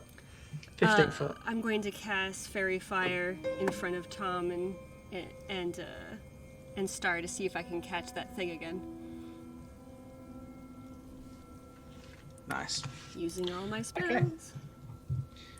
It's a I was dex. gonna say, how many spell slots have you got left? One first level spell. So this is sucky, guys. I'm not gonna be much use after a bit more of this. Okay, so dexterity saving throw 17. That passes. I am useless today. I feel that was a pretty good roll. Star is going to take that damage though because he's still pissing around. All right. I know Although it's in he's gonna front have of to you leave guys. soon. You've got to get out of there. Chuck another orb of electricity. This time at a second level. Yeah, Star's going to get out. Roll for damage. Roll for damage or roll for attack roll? Sorry, roll to see if you hit it. Sorry, get an attack roll. No worries. That's a 16. 16 hits. Okay. He takes a total of 22 points of lightning damage. Okay, so again, this. You do hear this unearthly scream echo across the chamber. Just this kind of like. And you see Tom's fur start to grow back. And he stands up a little straighter and the muscles start to relax. But he's still growling at the water. Huh. One more time. Second level again. Okay. Give me an attack roll. 26. 26 hits something. Give me damage. 19 points of lightning damage. And that is all my second level spells, guys. So, again, this lightning just hits, and you see these shoots everywhere, these arcs of blue-white lightning. Does Nothing. anything seem to be happening to the tooth now that they're gone? Or anything around me now that everybody's gone? Give me a perception check. You're specifically looking at the tooth, right? Or are you looking around? Yes? I'm gonna look around. No, I'm focused on the tooth. I'm really curious about this tooth. There's a reason that this tooth is here. Okay. And that's a 1, and I have advantage, so it's an 18 plus 2, it's a dirty 20. Okay, so it looks like a tooth. Looks like a wolf's tooth. You don't discern anything different about it at all. Give me a wisdom saving throw. Oh, great. I love that. That is a 17. You feel a very familiar feeling of that hold person spell. And you manage to shake it off. Spinning around, I'm pulling my axe out as I spin around. you see a long, slender man leaning against a tree. You see a very Immediately. slender man leaning against Can I immediately swing at him, please? He's quite far away. Okay, then I will charge, raging, to hit him. So using that long stride, you manage to close up real quick. About 10 foot away, disappears. Can I look around to see if he's anywhere else? Yeah, give me a perception check. Okay. That's a 16, which makes it an 18. You don't see Lupin anywhere. I will shout out, "What did you do with him?" Rory, what's the distance on message? 120 feet. 120 feet. Okay, you're still within 120 feet. You get no answer at all.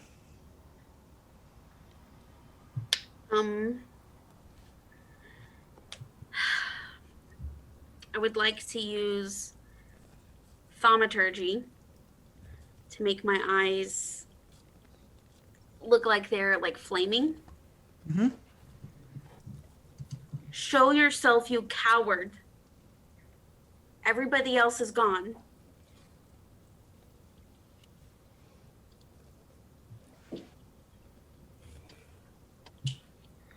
Go lay down. Kennel. A wolf pads its way towards you. Sits down about 20 foot in front of you. And just lies with its head between its paws. Are you Lupin?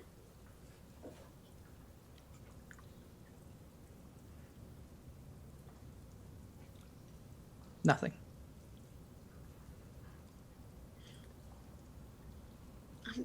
I would like to hit it with my great axe. Okay, roll me an attack roll. See if you hit it.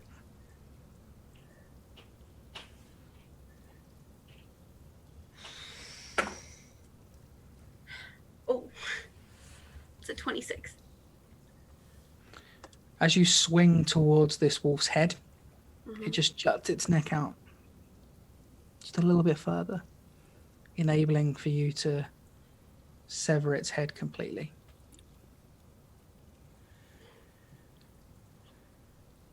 Give me a Constitution saving throw.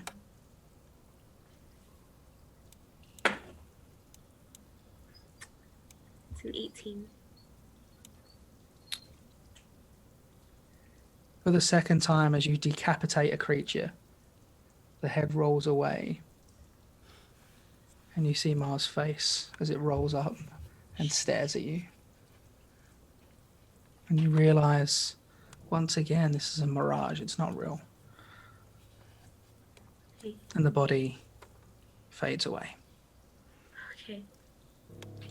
I'm going to remember Kuda's words. It's not real. It's not real. It's not him. It's not him. It's not real. It's not real. And I'm sure you need to go to back to Rios now. What would the rest of you like to do? One more ball of lightning, baby. I thought you'd used all your spell slots. No, I used all my second level spell slots. Back to first. Okay, yeah, cool. So give me a damage. Give me a damage. It's a 20 to hit altogether. Give me an attack roll. Thank you. Yeah. And to hit, it's a total of 14 points of lightning damage. So yeah, just one more Hadouken into this lake, and just.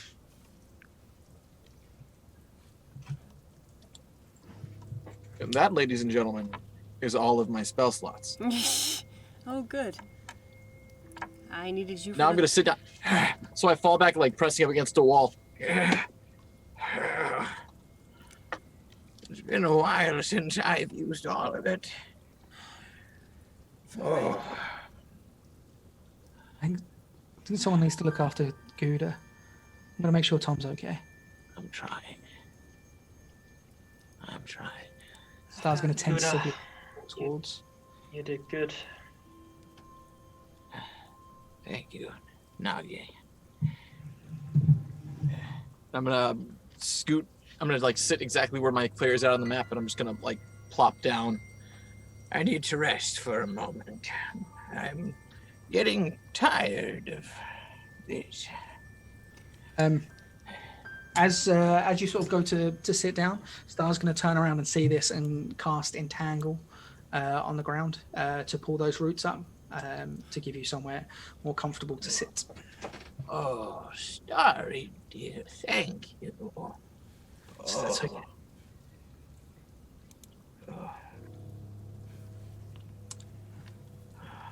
Tom, are you okay? You can't run off like that, buddy. Come on, let's get you out of this cave. I know it's bad times in this cave. Come on, buddy. Come on. And then Sweet, finally, a druid rolling high on animal handling. He's just going to sort of yank on his ear a little bit and start to walk Tom out of the cave.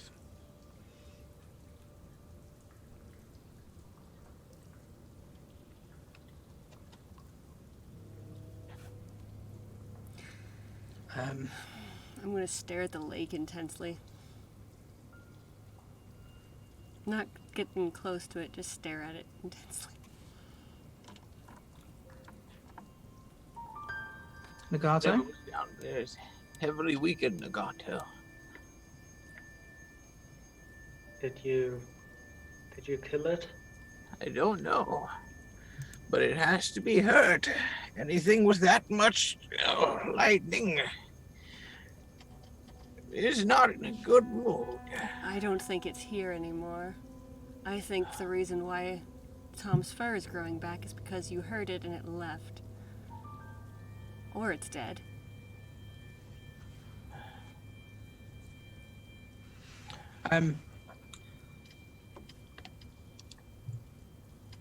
Gouda, Nagato, and Rory and Star, give me a perception check. Hey, I've been doing so good at those. Not gonna add that die. This die sucks butts. Let's do Pinky. Ooh, yay! 13. Finally, I rolled above a 10. Oh no. Lucky number 7. 7. 18. Brilliant. So, okay. Start roll to 15. Star being outside, Gouda being exhausted, and Nagato being concerned. Rory, you turn around as you hear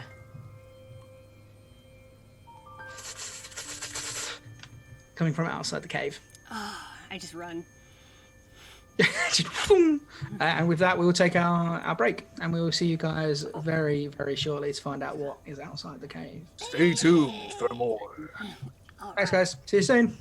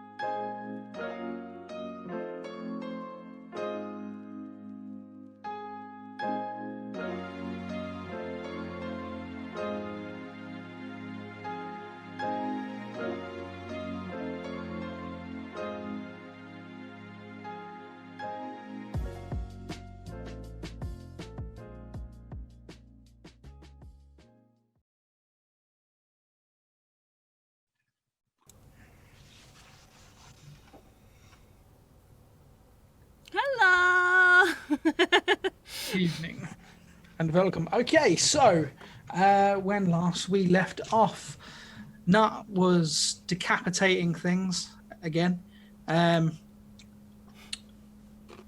Rory and Star had turned around to see a slithering sound, or to hear a slithering sound, I should say, and they turn around and they see McGonigles walking towards the group, dragging another McGonigles behind him. Oh no, are you okay?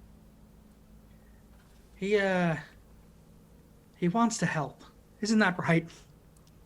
He just launches the other one up, just sort of brings him up by the scruff of his neck. The other one looks identical to McGonigles in every way, apart from the fact that this McGonigles doesn't have a staff. He has a small dagger. I don't want to help.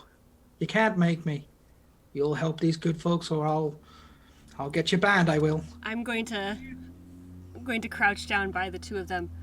So tell me, I don't know. McGonigles of the Surefoot, you've been really helpful, but I don't know if your friend can help us at all. He doesn't look like he could. He'll help you all right, or I'll make sure that he loses his name. You wouldn't dare. Yes, I would. You wouldn't. You haven't got the wherewithal to take my name. No, but I know people that do. And they sort of start bickering in between them, back and forward. Star just stands looking down, slightly bemused. Gouda's napping.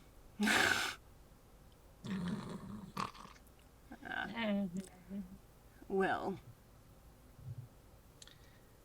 You see now, you've just got to tell him what you want him to do, and he'll do it. He has to. That is... Oh, I'm not there. You're right, sorry. I don't know what he even does. This is McGonigles of the puff chest.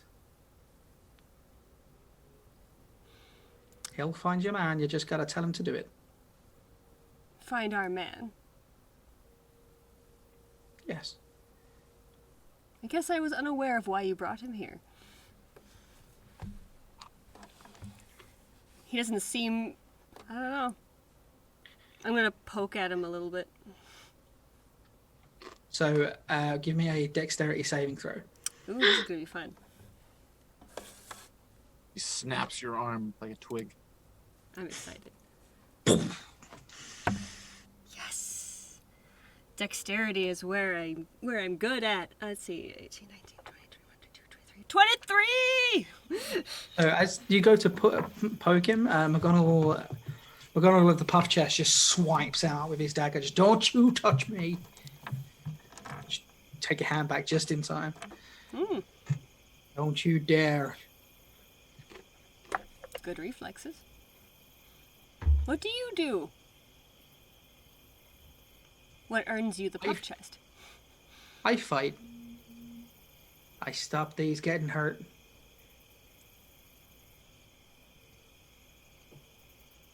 So, one of you that actually fights.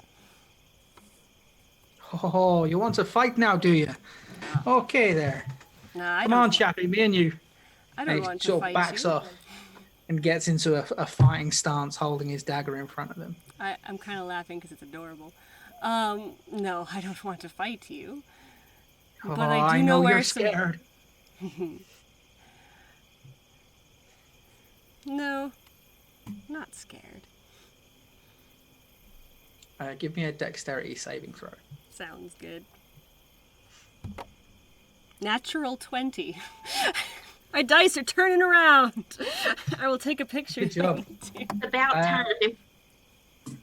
So McGonigles with the puff chest sort of like crouches down and then just launches himself, dagger, spear pointed at you, and you just step out of the way as he just launches himself, twirls, and lands on his feet just beside Star and Tom.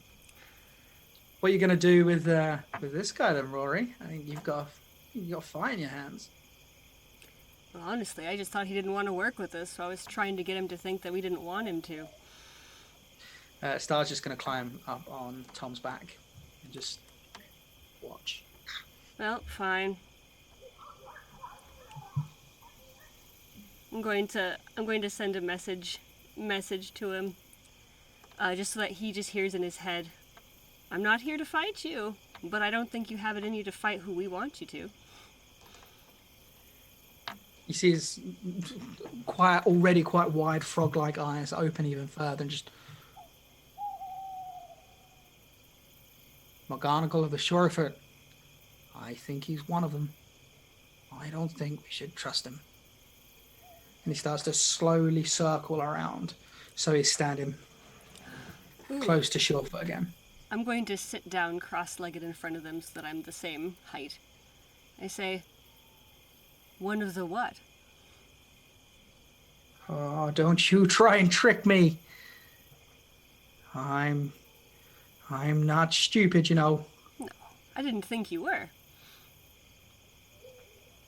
Come on, McGonigles of the Shorefoot. We've done all we can. But tell me, You've done what they asked. We fulfilled our obligations. It's time to go. what I would like to know is, who are you talking about? What are you talking about? Who's one of them? I'm not from around here, so I wouldn't know. Well, isn't that convenient? Isn't it?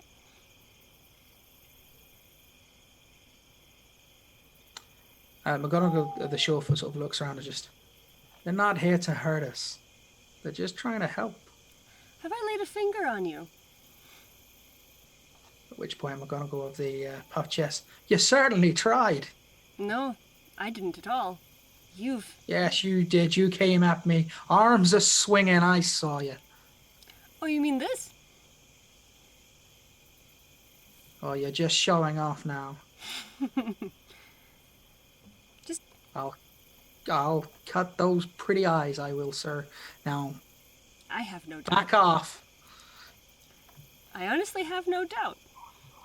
But I do think you're smart. You know the lay of the land. You know the people here. Tell me, who is your enemy? Who wants to do you harm? The one that you're so afraid of? Listen, I'm not afraid of anybody.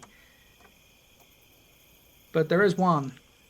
The Grey Man. I know where he lives. I can take you to him. McGonigles of the Shorefoot said you were looking for him.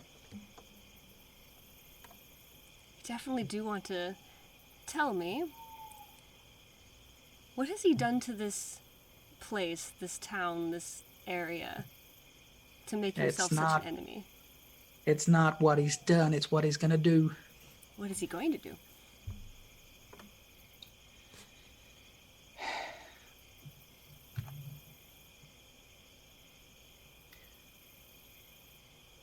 He seeks power. And there's power here.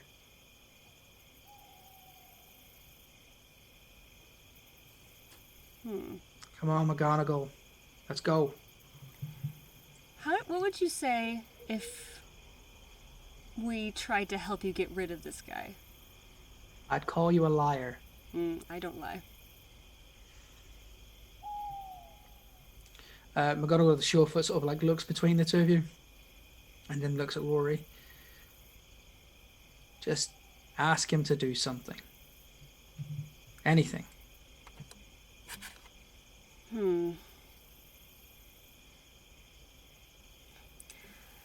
Right now, could you help us get rid of the Grey Man?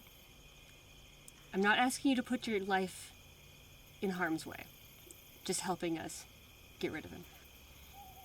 At this point, McGonigles of the puff chest clenches around the sort of the dagger or sword to him that he's holding and just... McGonigles of the Shorefoot, I'll never forgive you for this. Why did you have to tell him? They need all our help. But why did you have to tell him? Tell him how secret. I'll never forgive you for this. When this is over, me and you, we're going to have a name fight. Okay. When this is over, hopefully you won't have to worry about the Grey Man anymore. Okay. Come with me then. I'll show you where he is. But first, and just starts to walk off. Alright. And then stops. I do want to drain this cave. But not yet. I don't want him to be able to have access to something that's going to make him ruin this world. Just because I'm new to it doesn't mean I want to give someone access to something like that. But... Nagato, where are you? Are you still looking into the door? I'm in the cave with Gouda. Why you turn around? Gouda. Gouda's Literally crashed out. just outside it. Okay. But Gouda's asleep. I'm watching over Gouda. Okay. Sorry, Rory, what do you want to do? Or do you want a few minutes to think? A few minutes to... Tell me, McGonigles, is there a way to also get rid of this Lupin and drain this lake and drain this cave? Both of those things. At exactly the same time, they both say, sure. We won't drain this first unless we need to use it as bait. Well, I can show you where the other entrance exit is. I'd like that. Should we go now? Star, could you come with me, and then Nagato, can you watch over these two? I'm more than happy for us to stay here and you do some more team building. You did a fantastic job, Rory. What are you talking about? I don't know who's talking Well- to me. Sorry. Well, I mean, to be fair, we have to build relations with strangers that we meet, and you appear to be doing so well with these McGonigles. Maybe we should just stay here for a bit and, you can chat and make friends. I think this one likes you. Is Star talking to me? Sorry. Star's talking, yeah. Okay. Sorry. I'm like, how do I respond to this? Because this could either be super sarcastic because Lupin is like off in the shadows somewhere saying this crap to me, trying to get into my Star, head. Star is basically openly mocking you from the back of a bear. Okay, so it was mockery. I just didn't expect it from Star. Do you have This is the something to first say? break that Star's had in quite a long time. This is what? It's the first break that Star's had in quite a long time. Like that kind of release of tension of you getting attacked by a frog. Star, do you have something to say to me? I'm going to smile. I say, Not really. I maybe we should go. Should we take Tom? Should we leave Tom here? I don't think Tom wants to leave. Hey, buddy, do you wanna come with me and Rory, or do you want to wait here? He just looks up and just.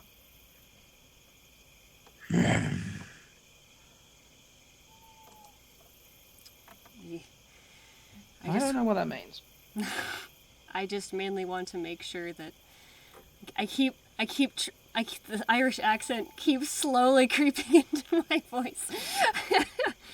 I just want to make sure. All of a sudden, Rory turns Irish and starts to talk in McGonigle's own language. That is not my intention. Just I speak Common, Elvish, and McGonigle. I've been speaking so many different accents in the last week, so my brain's just picking up all of them. So, are you okay coming with me, Star? I just want to make sure none of us go off alone. Yeah, sure. Let's go. We should probably make sure Knut's okay. Definitely. All right, Knut. Are you all right? Knut? Did any other wolves? Like, can I look and see if there's anybody else that could have caused that mirage? Give me a perception check. Or another mirage, Oh. Ooh, that's an 18 and a 19 natural for a 21. You don't see any other wolves or anything that could be dangerous. What about the tooth? Is anything happening with the tooth? Not yet. All right. I want to... Is there like a rock or a tree root near me? Totally, yeah. I would like to place the tooth on a rock. Okay. And I want to crush it.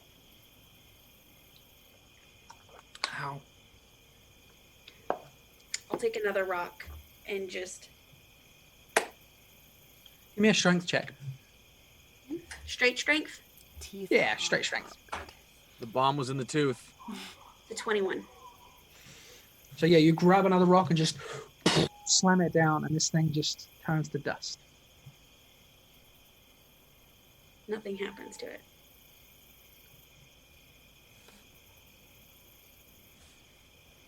Seems fine.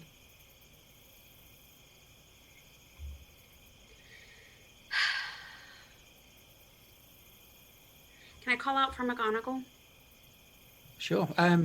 Rory has sent you a message though. Oh, yeah. What did Rory say? I was asking, how are you doing? We're going to go around. Me and Star are going to run around back with the McGonigles. I'm fine. But Gouda and Nagato are here with Tom and you. Is McGonagall with you? We have two now. You have Apparently. two McGonagals? We have two McGonigles.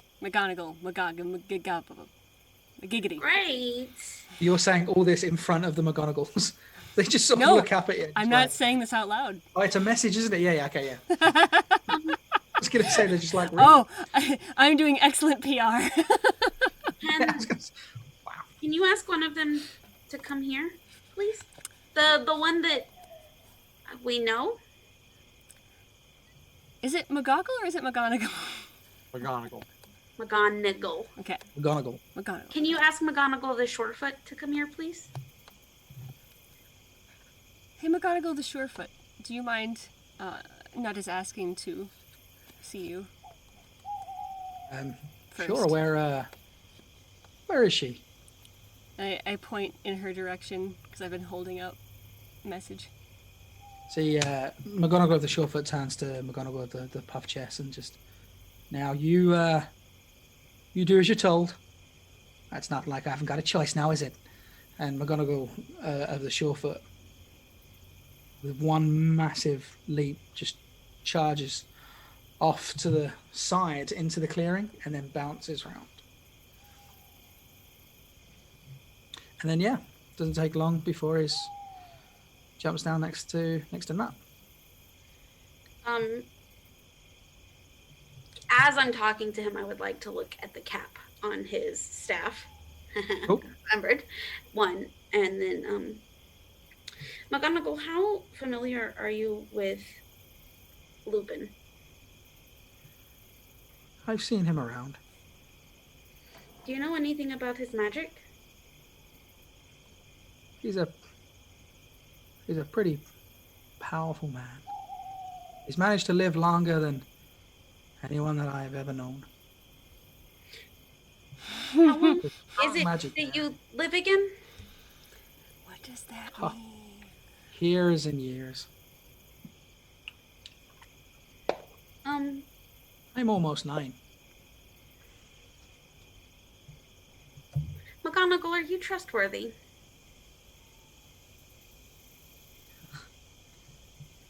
Would you follow me down a track that you didn't know?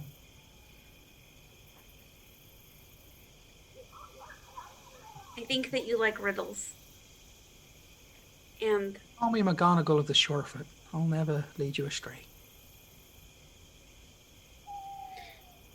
I met Lupin recently when I was by myself. McGonagall physically recoils. Yeah. And he gave me a gift. I think that you should not have taken the gift. It was not voluntarily. And I'll turn and I'll show him my neck.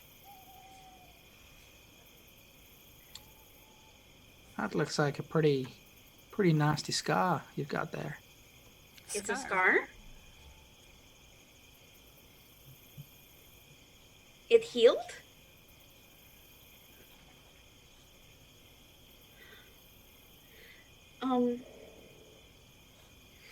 It wasn't healing, and now you said it's a scar? Oh yeah, it's looks like it's been there for quite some time. He did this to me yesterday.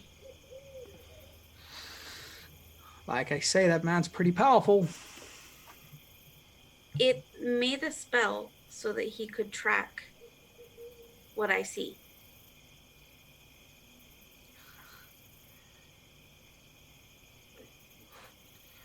I think we should change the subject, don't you? These aren't very nice words to be talking about this sort of thing. McGonagles, do you know a way that I can get rid of it?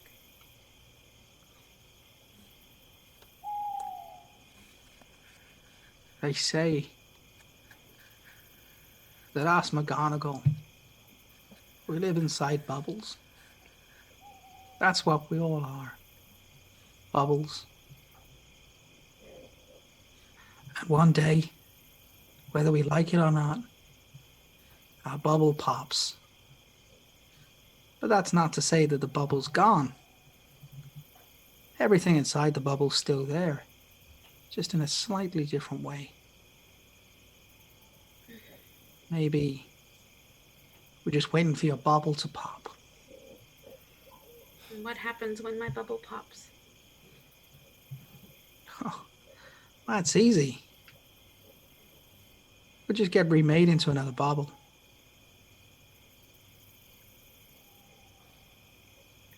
Can I investigate his staff?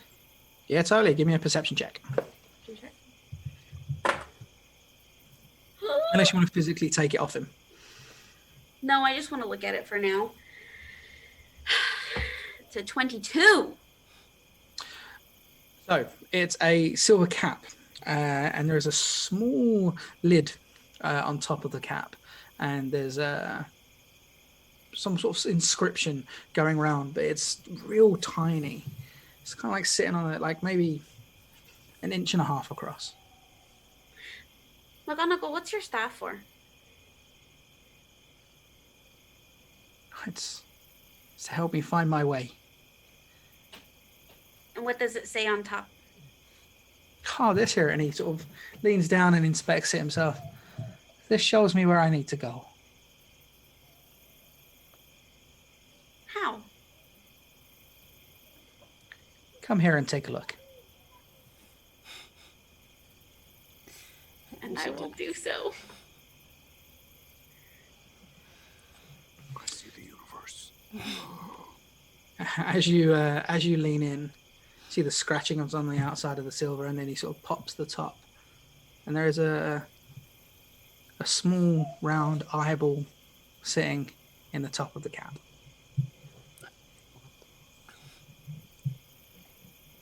Whose eye was this? That's my father's eye. He's got his father's eyes. And it, You see, when his bubble popped,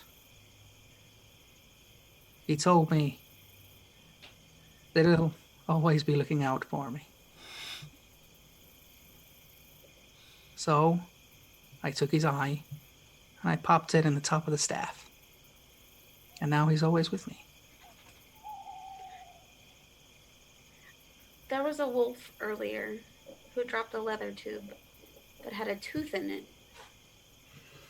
with the letter M scratched in it in the infernal. I don't know what this infernal is, but it seems like a declaration of war to me. Why? Oh, that's what you do. You give somebody a tooth? Yes. This is the thing here? It was a wolf's tooth. Well, that's the grey man's sign, I guess. Doesn't matter where the tooth comes from. But if you give someone a tooth, that means war. Just ask McGonigles of the Puff Chest. A man gives out teeth on a daily basis. McGonagall, I kind of crushed the tooth with a rock. I see. So for you, the feud is over. That's good news. It's good that you don't hold grudges. McGonagall, my father is missing. Nothing is over. So why did you crush the tooth? I didn't know what it meant or what it was. It's a tooth. Yeah. War. How did you not know? Look at you. How did you not know that meant war? Have you never fought before? I have. A lot. So you're giving people teeth. No, I've never given anybody a tooth. So you just fought without giving the person a fair warning. That doesn't seem very honorable to me. Where I come from, we don't have this kind of tradition. Well, it's not a tradition. It's just a matter of way. You won't just jump out from behind a rock and stab someone. Even I know that. So what can I do from here then? Well, you'll have to apologize.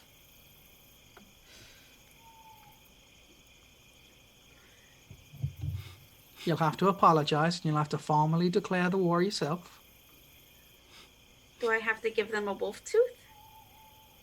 Well, you can give them whatever tooth you want, whatever you happen to have lying around.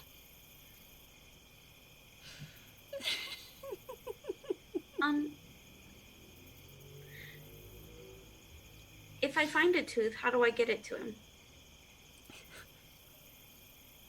Well, you could walk.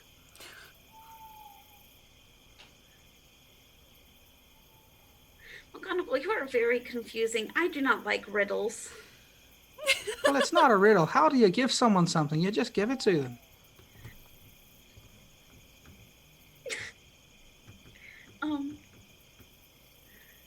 Can I? Okay. I think I have an idea. Maybe. Okay. Do I have to carve an M into it? Why was there an M? And it was in a language I speak, but you don't know about. I don't know. I'm not exactly a brave McGonagall. You know a brave McGonagall. Yes, and I've left him with your friends.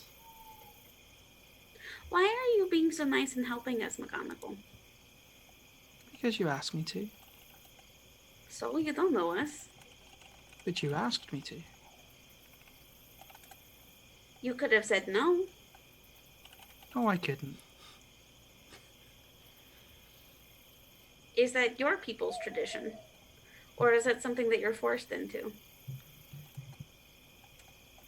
A long time ago, McGonagall was walking down a path. And another McGonagall was laying dying beside the path. And he walked on by. And he kept walking. And there he saw a little baby owl who was also dying. And he walked on by.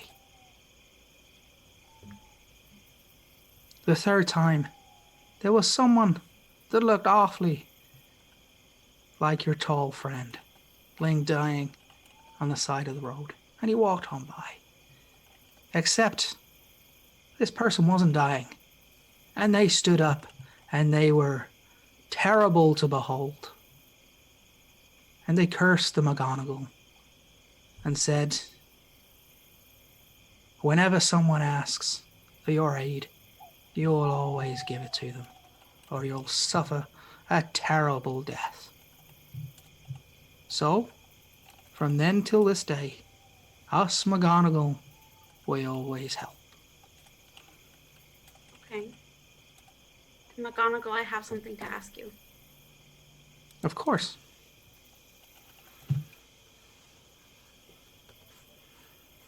Hand me your staff, please. Okay. And he just hands the staff over. I would like to hold it and Dad, this is Knut. Knut, this is Da.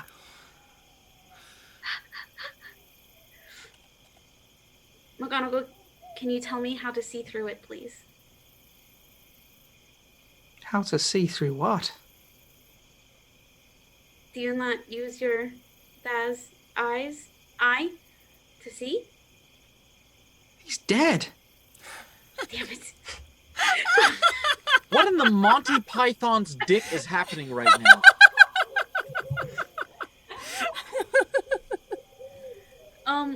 Does anything seem arcane about this or magical about this damn staff? Give me an Arcana check. Okay. Oh, please, guys, stay with me.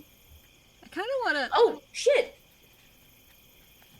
Another 21. Nice. Nothing. It's a regular staff. Can I? Back. Rory. I actually want Rory, to turn. do I stay over here? I'm going to Or do I turn come back? to the McGonigles that's with me. I'm just curious now. I'm going to say, Sylvan Hanashimasu ka?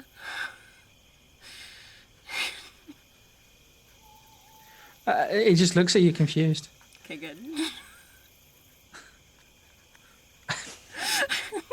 That's it. That's all I do. Spricken Z Sylvan.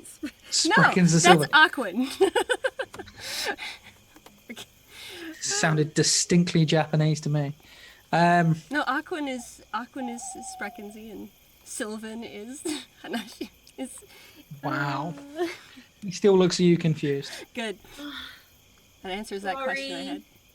Rory, what do I do? Do I hear this whole conversation?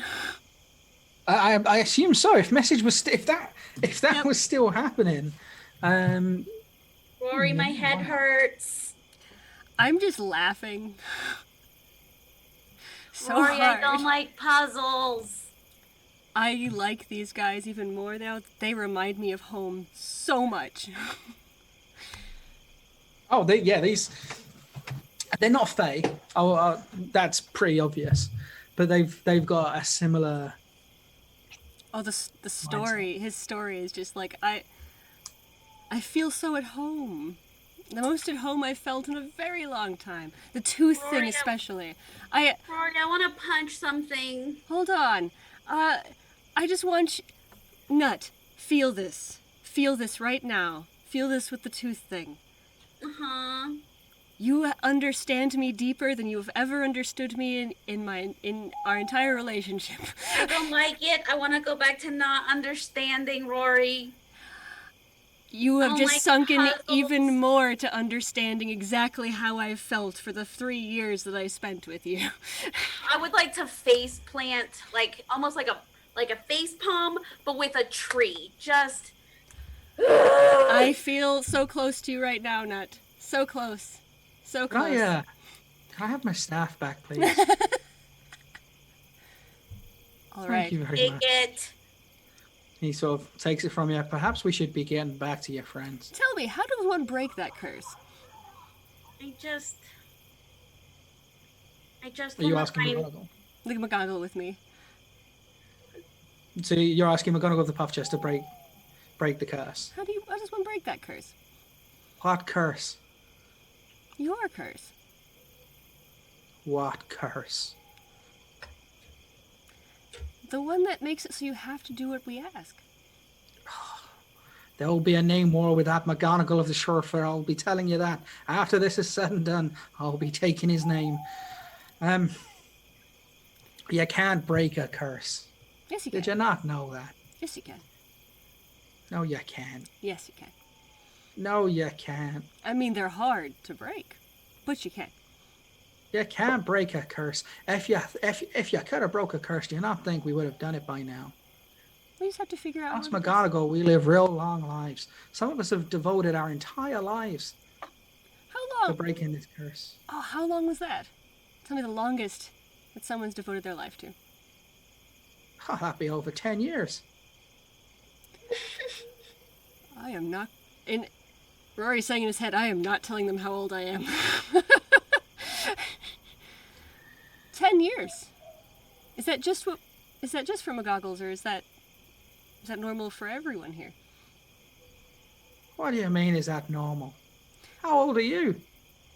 So I'm from You've got to be approaching 8. I'm from a very different world. I can see. We live a very long time in my world. A very, very long time. You see, my father's over 700 years old. 7 years old? 100. That's not bad. 100. 700 years old. Yes. Oh, I see. You really do think I'm stupid? No, I don't. That's why I think you can understand what I'm saying. I see how this relationship's going to work. Okay, that's fine. You treat me the way you treat me, but I tell you, once my oath's been served, I'll be gone. Yes. Rory, am I still in timeout? You're going to have to stay here with the other two. I'm going to take the McGonigles, and we're going to figure out how to release this cave, or at least make a plan. Do I have to stay over here? Yes. But be safe. I'll sit down.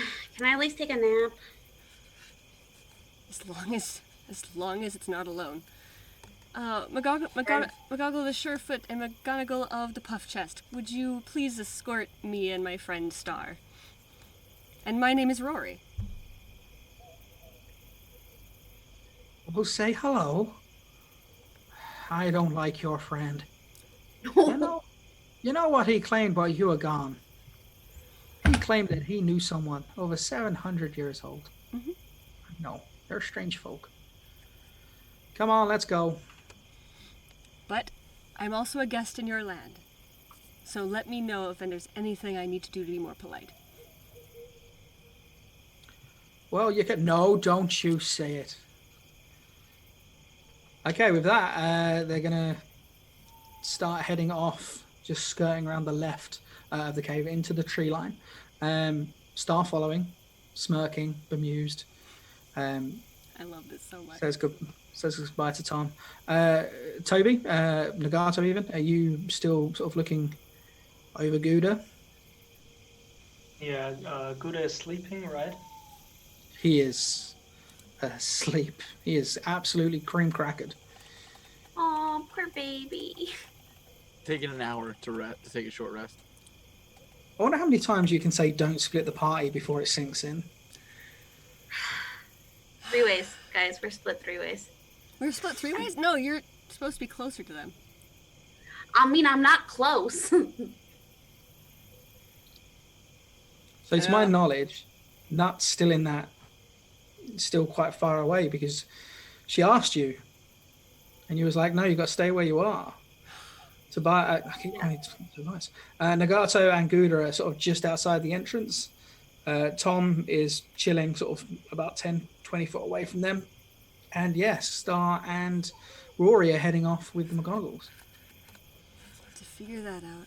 I don't like splitting the party, but we also are being tracked. Great. It's great. This is how we die. Okay, so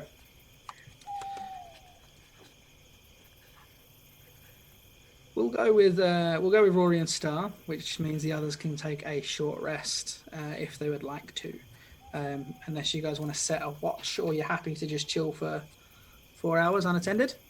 No, I'm gonna keep a lookout and make sure nothing's coming towards the cave, towards my sleeping Gouda and Nagato. So you're gonna look at the entrance.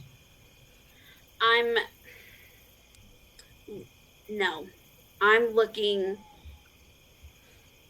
towards like this, like scanning the woods. Yeah, okay. So from your vantage point, you can see the entrance of the clearing just off to the left, full vista, and then you've got the cave entrance, and you can see the other sort of just. Yeah, that's what I'm doing. I'm gonna make sure that nothing's coming to get them. With your back to the rest of the forest. Yeah. I mean, Cool. can't she just like look around? Oh, totally, 100%. Yeah. Yeah. If I can do that, I will. Yeah. Would you like to sit with your back against a tree, or? I don't want to sit. I want to keep moving. Like pacing. I want to keep pacing. I'll take like a 20-foot thing, and I'll just pace back and forth on that, so that I can look all the way around. Just kind of like a little mini patrol. Yeah. All right, cool. So while you guys are doing that, Knut, give me a quick perception check. Okay. 17, 19. 19. Okay, so the first hour or so passes. Nothing really. And then you hear the unmistakable sound of an owl. Oh. Just, ooh. God, fucking owl. And this owl just flutters down and sits about 50 foot off to your left on the edge of the tree line. Have I been aware of the whole owl thing going on this whole time? I believe we Don't think you were, no. I thought we told her about the owls. Did you tell her about the owl? I feel like after that. So considering What if I make like a history check to see if I remember? No, I'd say arguably with the time that's passed, like conversation, like there's not much else to talk about, is there? Like you guys would have discussed it in downtime about the owl. So you're not fully aware of what the owl does or what it means. You just know that it was acting suspicious and it was definitely linked to whatever was going on before. And Tom definitely didn't like it. I'm gonna look at the owl. You. It's quite far away. Yeah. You're still saying it. You're just you. You. I see you. I know that you're here. So if you're not friendly, just leave because I'm having a really bad day. The owl turns its head just to look directly at you. Just, whoo. Me? No, it doesn't say that. It says, who? I don't. Okay. I'm gonna continue my patrol. Okay, so back to Rory and Star, who are just sort of walking along. Star chugs a health potion because Star needs it. You need one of these. I do need one of those. Okay, yep, that's cool. That puts me in a lot better position. I wish I could heal you. I'm sorry I don't have any healing. That was my last health potion, but we didn't have time for a rest, so Star sort of, follows along. Both McGonigles bounce from tree to tree, slow enough for you guys to follow, but still from tree to tree, and they start to skirt round to the right-hand side. Before long, you start to hear the sound of an ocean, or the sea, certainly. And McGonagall bounces down. It's just up here. All right. So where water's getting in is just up here. Just up here. All right. Star's going to prepare. What is he going to prepare? We don't want to do anything yet. We're just seeing where it is. So He's just going to scoop up some stones. I don't know. I'm just getting ready. Just in case there's anything around. All right. So I'm going to climb up and find where the best way, like where the water is basically leaking into this place. So so you guys emerge out of this sort of small tree line, and you're on. I wouldn't call it a cliff. It's not high enough to be to get the title of cliff, but it's certainly raised up. And McGonagall sort of walks to the edge and just, and it takes a few steps back. It's just down there. All right. Star's gonna walk to the edge. I'm I'm going to lay. Looks over the edge. I'm going to lay flat on my stomach, and then look. That was probably a better idea. Maybe you should lay down. Star's no. immediately gonna just go prone. Just So, Star, could you maybe check my back while I do this? I just feel Good very job. vulnerable right now. yeah, Star's gonna sit down and just sort of look behind and just. Great, I'm going to peek down and see what I can see. Your passive perception. Where are we? 14. Give me a perception check. Perception check. Please, dice. You were doing so good before. Oh, yay! You're still doing good. Thank you. 19. Okay, so looking down, you can see just as the sort of as the sea sort of recedes on the tide, like in and out, as it floats up and down as the waves sort of crash. Every so often, you see about a quarter of a foot of a gap in the cliffside. Alright. So I need water to be out of... So to drain it, that has to be drained. And then I'm going to look up... What's the moon doing right now? Well, about now it's approaching evening. The moon is just starting to come out to a very starless sky. Alright. And by that I mean it's cloudy. Don't read into that any more than it should have been. Yeah, it's all good. I've been checking the stars since I got here. Would I know what the tide would be like right now? Actually, I'm going to ask Gouda. He keeps track of the weather. I'm going to ask him about that when I get back. One thing that you would have noticed is it shouldn't be nighttime yet. I don't like that. Well, we know where this is. I'm going to make a mental map of everything here and try to figure out, basically I'm making a mental map. I'm going to make notes of what I'm looking at so that later on we can actually drain this thing. I just wanted to observe right now. And I'm going to... Okay, McGonigles, let's go back. I don't like how dark it is right now. You mean we've come all this way and now you want to go back? This is planning. Sometimes planning requires action later. At which point, McGonigles of the puff chest says, "Ha, I thought as much. You're too scared."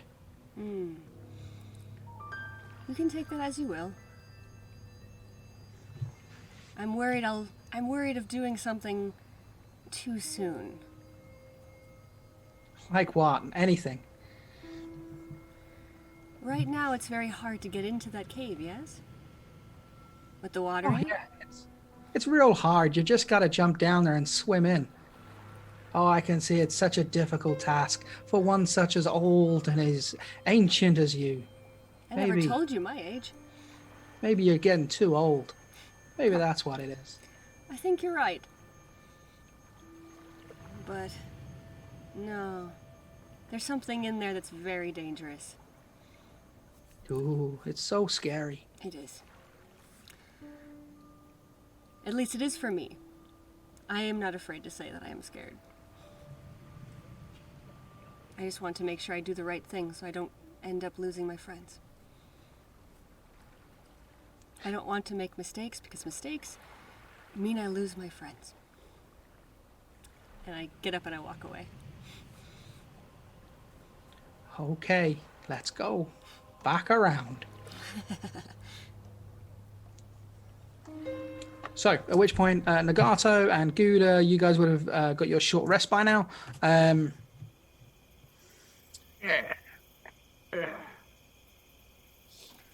right.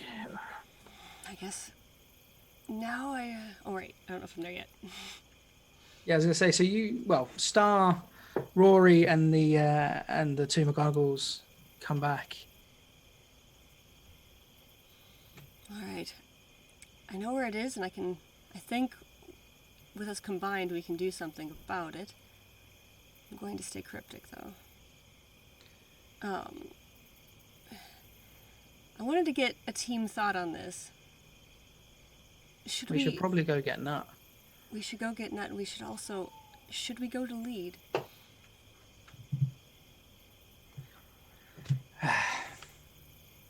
He seems pretty strong. Yeah, that's why if we're going to defeat him, we have to put him on our turf, but none of this is our turf. McGonigles, if you had to fight something more powerful than you, where would you fight? Where would you choose to fight? I'll fight them anywhere, anytime. Tell them to just come at me, and I'll carve their eyes. But if you could choose the perfect spot where you'd have the best advantage. Oh, that's easy. The treetops. Wait till they come underneath, and then we got them. That's fair. I do like the path. You're just gonna stand up. You're gonna experiment a little bit here. You're gonna walk into the cave. Oh, Okay, so good. I had a question for you. All right, just wait there while I experiment a bit. Come. So you walk into the cave, and apart from it being a little bit cold, nothing.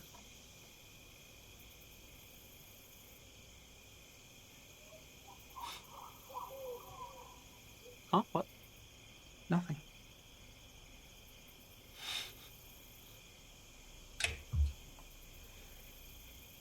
Every time we've walked into this cave so far,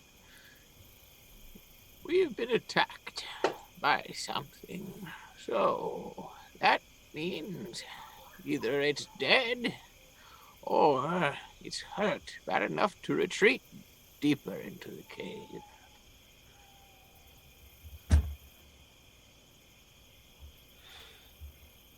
That's true. So Guna, tell me, how has the weather been here since we've got here? How's the tides? I pull out my book. 73 degrees Fahrenheit. Wind 7 miles per hour to the south. Next page. Read out the following day's description.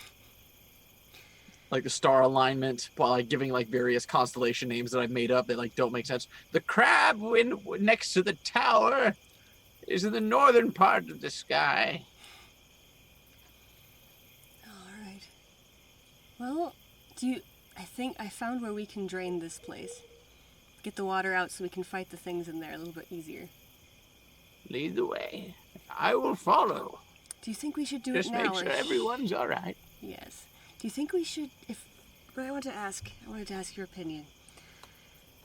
Should we drain it now or wait till we've found out more about Lupin? Or is it just best to drain it now? If the cave is empty and we retrieve the item, then there's a chance that, he believes it's full of a monster as well. And we might be able to use that to our advantage.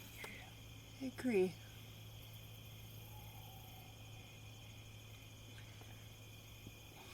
So in order to take that to our advantage, we should drain this. We should drain this, right? If that's what you would like to do, I can drain it. And I may even mend the stone if there's a small enough crack. And I have stone of the same material to bind it. That should be good.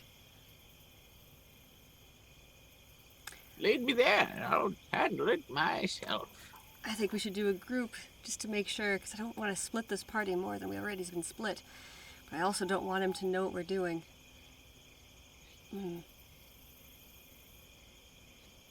Gerald!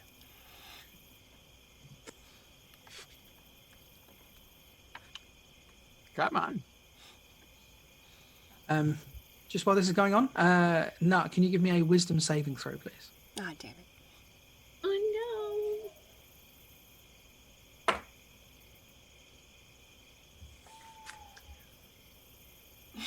no. 9. 9. Cool. So, on your patrol, you see Rory and Star and the McGonigles make their way back, and Rory sort of curves his way into the cave with Gouda, as Nagato and Star sort of stand outside, looking askance at the McGonigles. You freeze mid-step. Held in place. Oh, please say Nagato and Star see something.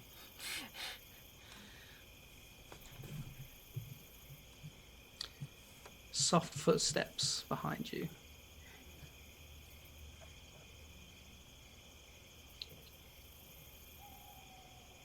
I know exactly what you're doing. I find it incredibly entertaining. 1 down, 5 to go. And then the footsteps turn around and disappear, and the spell's lifted. How long has it been? 15 seconds. I would like to charge 60 feet in that direction. Yeah, sure, go for it. Oh, geez. Are you sure you would like to do that? I'm only going 60 feet, but yes. Okay. So, movement bonus, boom, charge.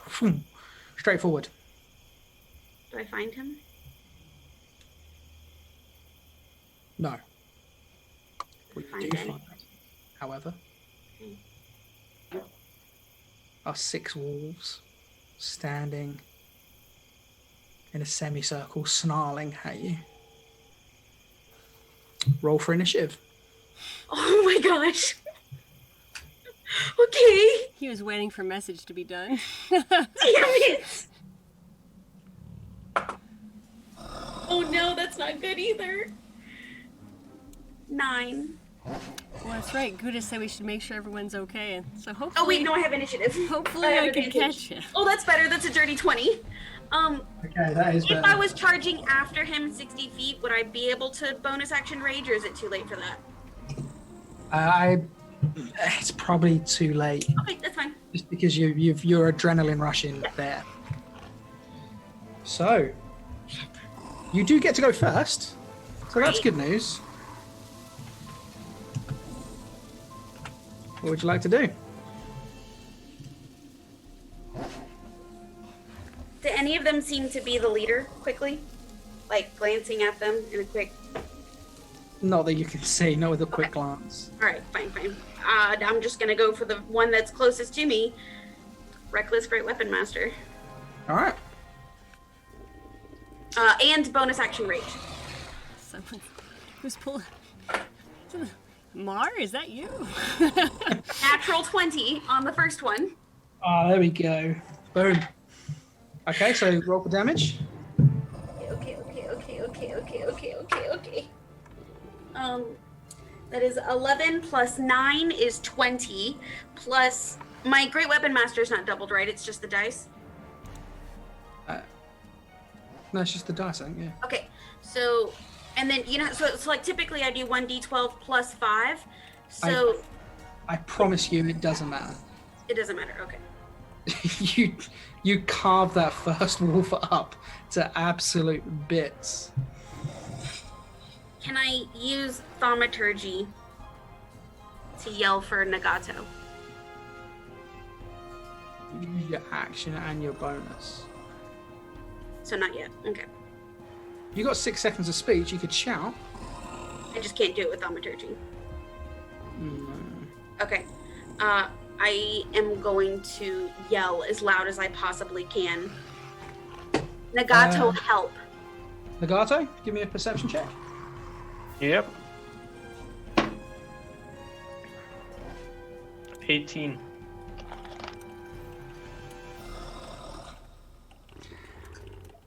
It's not enough. When we've gone off stream, I will tell you the number that I just picked out of the air for that, and you'll get so angry. It was 19. Yeah. I just rolled a d20, and where it landed on, that's what the pass was going to be. Yeah. Within reason. Okay, so with that one, you've killed the first one. Right. Okay, so the as you just carve this thing up, the others just turn and just snarl, and one just leaps towards you. Wait, did you crit on a Great Weapon Master? Oh, I did. I get to go again. You get to do a bonus action attack. Oh, thank you, Toby. All right. Then I'll hit the one right next to it. Also reckless, Great Weapon Master. Okay, roll the damage. Which are 2 nat 1s.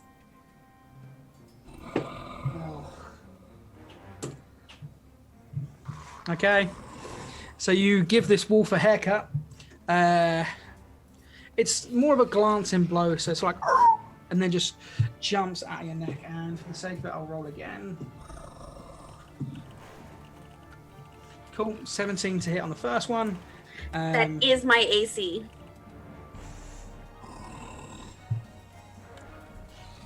No, don't give it. It's okay. It's okay. I'm raging.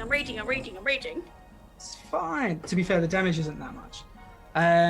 So it's 2d4, so 4, 5, 6, 7 plus 16. So it's 8 points, half down to 4 points of piercing damage for the first one. Okay, so the second one does exactly the same thing. No, that's a miss. So the second one, dives at you and you just whack it away with the axe. The next one is 16 plus 40, dirty 20 to hit. Okay. 7 points of piercing damage, half down to 3. And I want to hellish rebuke that one. Yeah, sure. Yeah, go for it. Yeah. So for hellish rebuke, they make a dexterity saving throw. Okay, cool. Cox roll. That would be a nat 1. Great. So that's a whopping 4 points of fire. Or I'm sorry, 8 points of fire damage. I rolled 2 4s. What exactly are you going to say to this wolf? Where's my dad? Okay, just that pure tiefling fire, and this thing just burn it. Okay, this dice is a piece of shit. Fuck me. And then with the last wolf is going to attack you with a brand new dice. Papa's got a brand new bag. You can really keep using the crappy dice. It's really okay. Really do. So 21 to hit on the last of all the wolves. With 7 points again of piercing damage halved. To 3. And then it's your go. Right, I'm going to Reckless, Great Weapon Master, hit the one closest to me. Yep. Which is a nat 20. Nice. Pretty sure you're going to carve this one up as well. Yeah, that is. It's 13, 23, 28, 31 points of damage. Yeah, I mean, you swing at this thing and your axe goes from sternum straight through it. It's not so much of a decapitation, it's more just severing the wolf in half. And that means I get to go again. That's a dirty 20 to hit. Nice, yeah. 7 plus 5 is 12, 13, 14, 15, 16, 17, 27 points. So yeah, again, you are now carving your way as these wolves yap and try to bite you. You're just making absolute mincemeat out of these guys. And can I frenzy to hit again? Sure. Also, Reckless, Great Weapon Master. 18 plus a 25 to hit. Nice, that definitely hits. That's a 1. So 1 plus come on. 1 plus 5 is 6. 7, 8, 18 points. Oh, wait, 18, 19, 20, 22 points. Yeah, just like starting to really get into that hardcore rhythm. It's almost one hit knockouts at this point as you carve one after the other as these wolves just fall to the ground. I want to. How many are left? 2. 2. I want to raise my axe in their direction and tell them, whoever tells me where my dad is, I won't kill. And I want to try to do that in like an intimidating manner, seeing as how I'm probably like drenched in wolf blood. Give me just a real quick intimidation check. Intimidation. 23. 23. Yeah, you say that in a reasonably intimidating fashion. I'm scary. Nagato, can you give me another perception check? We'll just say for Yeah. argument's sake that you'd hear this fucking clash go. 10. Nothing. Hardcore scrap going on the other side of the forest, and you're just... Look, in my Can't defense, talk about Nagato and Mar got to have like 4 combats. That's fine. You're absolutely on this. So with that, as you threaten these wolves, they both look to each other and at exactly the same time, just and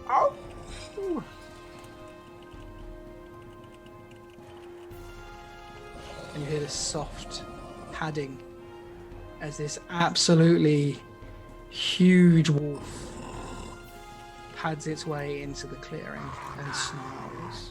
Snarls. I just move my axe towards his direction. Okay, so first off is going to be one of the wolves that howled. So that's a complete miss on that one as you just bat it aside, still keeping direct eye contact with this big, massive wolf. The second one, also going to be a miss as you bat that one aside, and now you're just looking directly as it just starts to run at you and tries to bowl you over.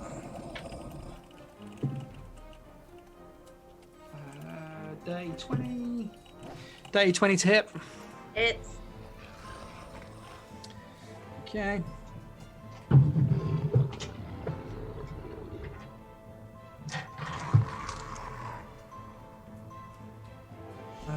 Plus 3. 11 points of damage. 11 points of piercing damage. after 5. After 5, yeah. As this thing just tears into your shoulder. With that, it's back to your go. I'm going for the big guy. Yeah. Reckless Great Weapon Master. Why'd you say yeah like that? Oh, sweet. I rolled a 16 and a 17. So 17 plus 7 is, what, 24? Yeah, that hits. You're fine. Okay. I'm so glad I made a cheat sheet. 8 plus 5 is 12? 13? 13. So 23, 25. D4. 25 plus 2, 27. 27 points of damage, yeah? 27 points of damage. Okay, so you just... 2 of that is radiant for what it counts. That's cool. So yeah, you just whack into this thing, just hammering away at this thing. It's just tearing at you. This thing's hurt, but it's still alive. Which brings us back round to the other smaller wolf. Wow. What is wrong with my dice today? I'm not mad about it. I am. Like, so many nat ones that I've rolled tonight. It's absolutely ridiculous. Oh, Look, no. from the bottom of my heart, that sounds like a personal problem. Oh no! No, don't go get a total noob. I thought you just rage quit. You're like, I'm done with this. There we go. That's better. So the second wolf with a 19 to hit. Yep. Let me just double check something. Yeah. Okay. I'm only saying this because I don't like to be unfair. You're rolling all of these with advantage, right? Yeah. Okay. Pack tactics. That's probably why you're so angry. I'm reckless. So it's Shit. super, still advantage, regardless. It's just advantage. You don't get double advantage. If there's only one of them left, it'll still be an advantage because she's reckless. Okay. Well, I mean, to be fair, we're doing 0 damage on you whatsoever. Just chipping away. That's 3 points of damage, not halved. That was 6 down to 3. So 3 points of damage. Uh-huh. Okay. And then Big Boy Direwolf. Which is going to do absolutely nothing whatsoever. All of these dice don't exist now, by the way. All 3 of these dice are going in the fucking bin. Which brings it back round to your turn. Reckless Great Weapon Master on... Big Boy? No. On this one of the smaller ones. Okay, yeah. The 25 to hit. Shockingly, that does hit. 4 plus 5 is 9, which makes it 19, 21, 25 points of damage.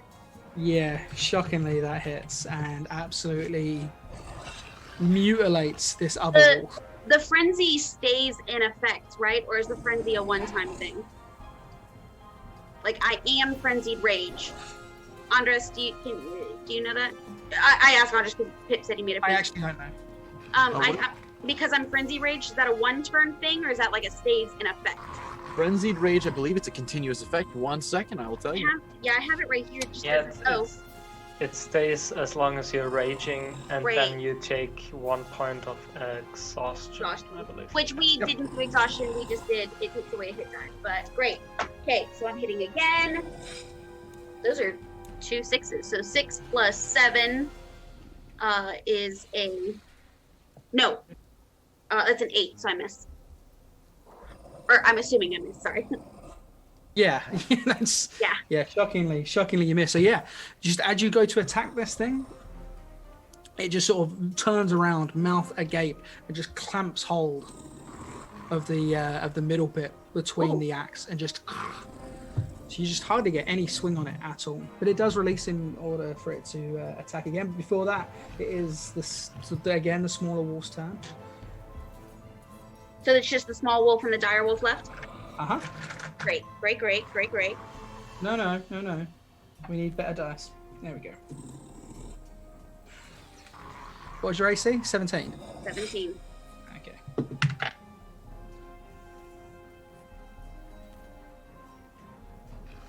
I'm gonna keep a tally of nat ones that I'm rolling. Like, it's not even funny. I've never rolled this amount of nat ones in one session before. That's like 8. I'm so sorry for you. All right, and then Big Boy. Both of these wolves you just bat aside in this absolute reckless, adrenaline-fueled abandon, which brings it back round to your go. First hit is on the small wolf, Reckless Great Weapon Master. Yeah. Which is a nat 20. And a nat 1. I rolled a nat 20 and a nat 1. So, thank you, Dex. 8 plus 4 is 12, which is 22, which is 27, 28, 29, 31 points of damage on the small wolf. You literally could have stopped that at half the amount of damage and it would have killed it. So yeah, you just absolutely carve this tiny wolf up. And then dire wolf, also Reckless Great Weapon Master. It's an 18. Against the big boy, yeah? Yeah. Yeah, that hits. Right. 4 plus 5 is 9. Plus 10 is 19. 21. 23 points of damage. Cool. How do you want to do this? I would like to down and up under the gut. Sorry, say that again. I dropped 14 die. And you're fine, up and under the gut. I like goal swing, yeah. So as you sort of scoop it up, that real sharp axe just gets it in that soft part underneath the jaw. And yeah, you just bury this thing, and you are now surrounded by the bodies of 7 wolves. Breathing. I would like to take a canine tube of the dire wolf. Give me your strength check. That's wonderful. I love it. 16. You manage to just absolutely just this thing out. And then I'm gonna walk back towards the group. Woo! Okay, so you guys. I'm sorry. Before I walk back, can I perception check around to see if anybody watching? Yeah, sure, yeah.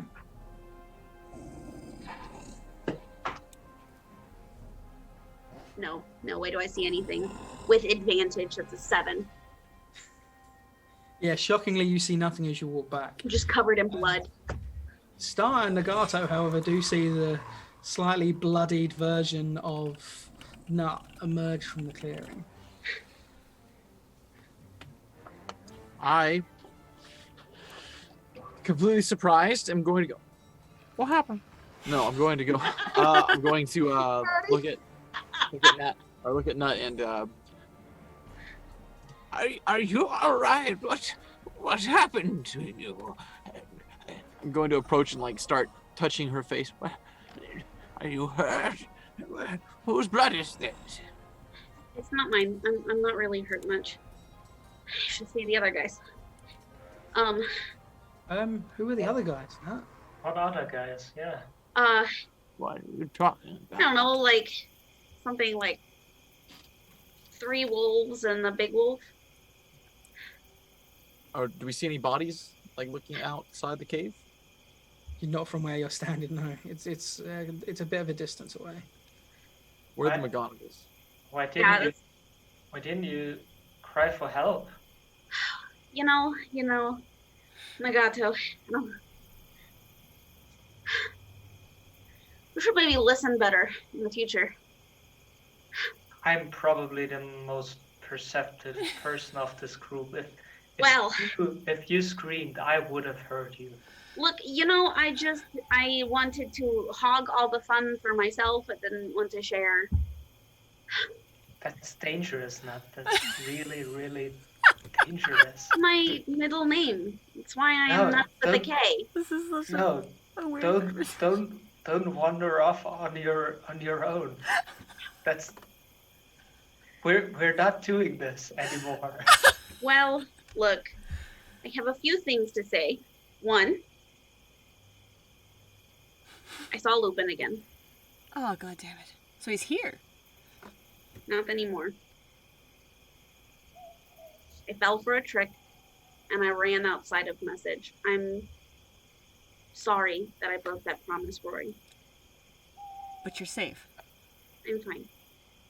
I 2, he knows what we're trying to do with covering my eyes. It's alright, because I have another idea. Sorry, what were you saying, snap Gouda? fingers. Prestidigitation. Ah, Oh, much better, thanks. Point 3. Where's McGonagles? They're standing, looking quite. McGonigles. One of them's looking quite shocked from the other ones. I'm going to... I got a tooth. Haha! I see you've got a tooth there. Got a tooth. That's I've got... Last point, and I turn around and point to the neck. It is a scar. Don't know if that changes anything. But I do know one thing. McGonigles, tell me, could one of you, and I whisper into Surefoot's ear, could you get me some blasting jelly? What's blasting jelly?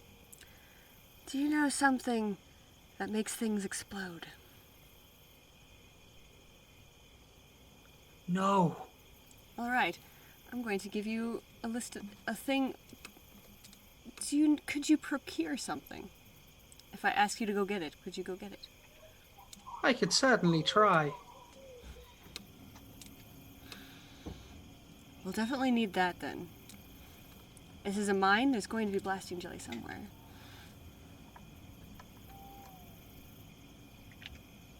I'm gonna do a thing. I'm gonna look to Star. Star, can you help one of your siblings or yourself breathe underwater for a minute so I can go take a look down there?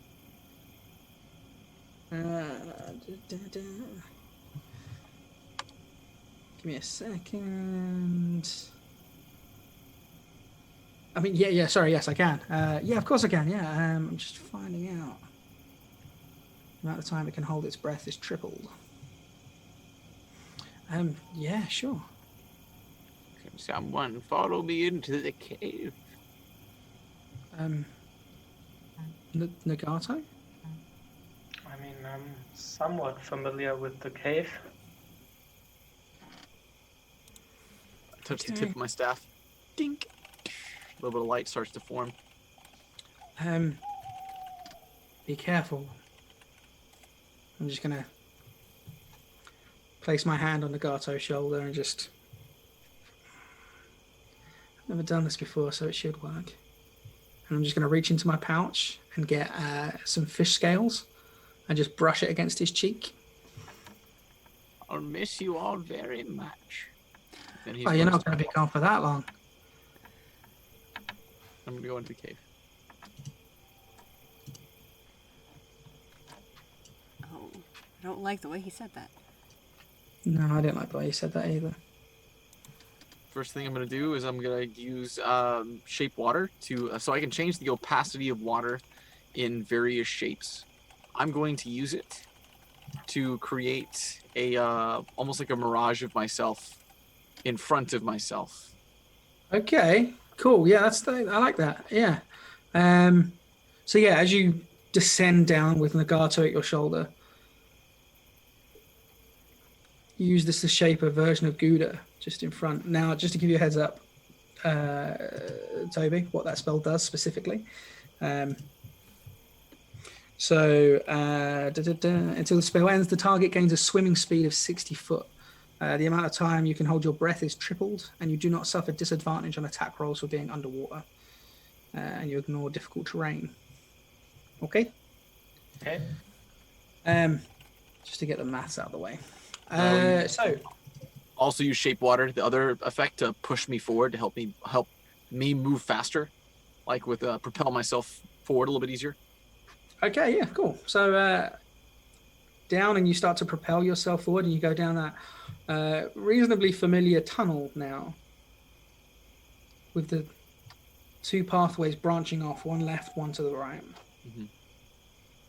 Nagato, you remember Gouda's staff being down that pathway on the left. I point to the one on the right. Start going towards the left. The left? Yeah. Okay, cool. So you start to make your way down the left-hand side, the one that Nagato pointed towards. Yep. Both of you roll me a perception check, please. Yep. And once again, this thing is in front of me, and that's actually a really good roll with a 19. But I'm gonna, so I cast this. This thing is still in front of me. This illusion of myself. Natural 20 to 26. Cool. So being familiar with this tunnel, you look around and you kind of notice that it's eerie how quiet it is.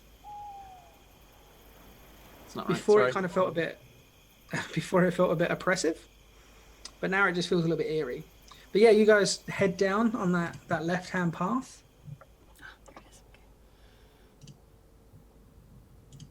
I think Twitch might have crashed. Oh. It might just be me. No, it's fine. It was just me. I apologize. No, but definitely tell me. Yeah, it's just, yeah. I loaded up the wrong tab and I was like, well, that's not good. You guys start to head down the left-hand side of the tunnel where Nagato found the staff. And before long, you see what looks like a collapsed mine. Large boulders, smaller boulders, completely blocking the exit.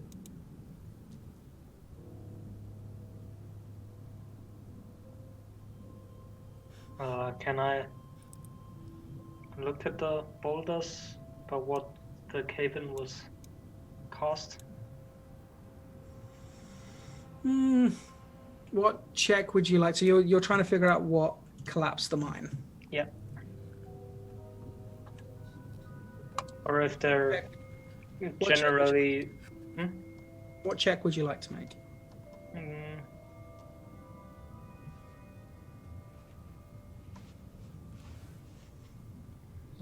Let me see. Go for an investigation check. Oh, yeah. Yeah? Okay, give me an investigation. And that is a 8. No, 6. 6, sorry. 6. You've not spent a lot of time down in mines, especially mines that have been, just absolutely swamped with water. You're not 100% sure what caused it. You do know that this is a cave-in, though.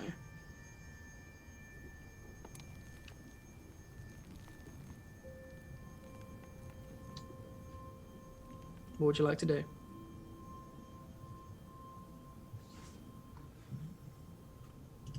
Do you want to go? Do you want to head back? I guess we're gonna head towards the. I'm gonna try to get his attention. Like.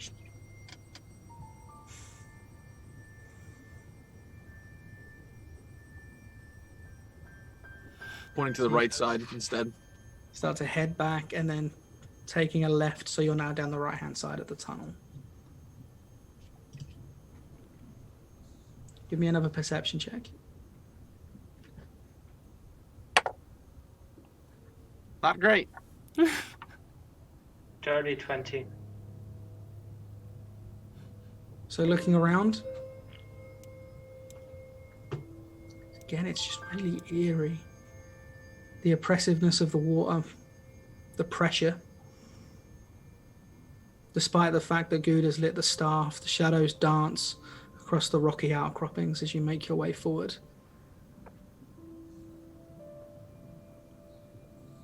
There is a door ahead of you.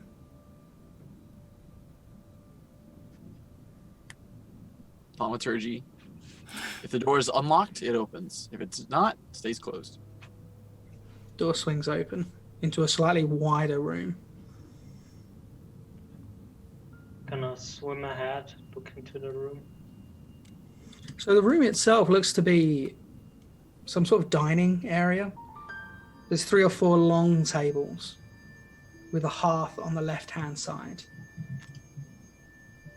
2 doors on the right and a door directly ahead of you.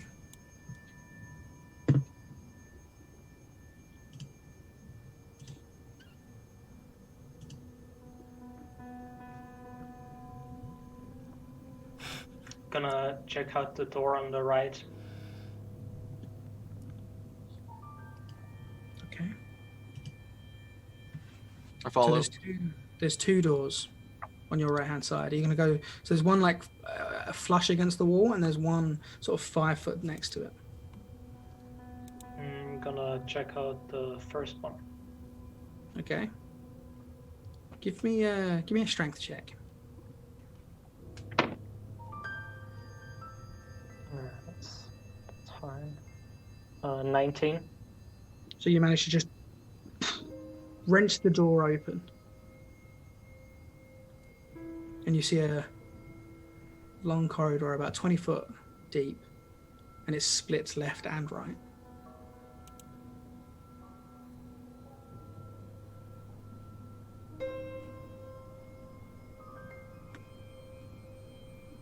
Gonna swim down the corridor. Swim after him.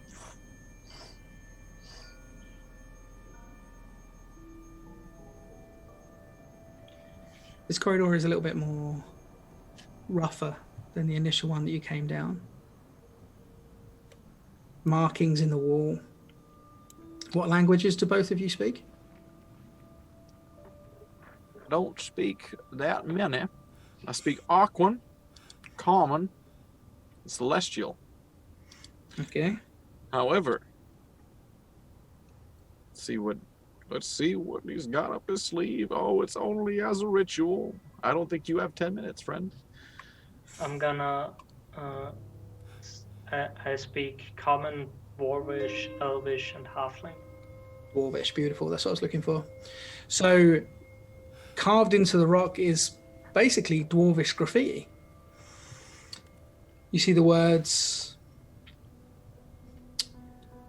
Evelina, and Corey, and Tommy carved into the wall. Tommy, Do we know that? We know that name, right? Oh yeah. Isn't that one of the ones that Mar killed?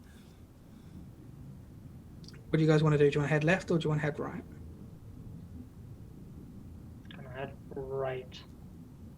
To the right, to the right. Okay, so you guys head right.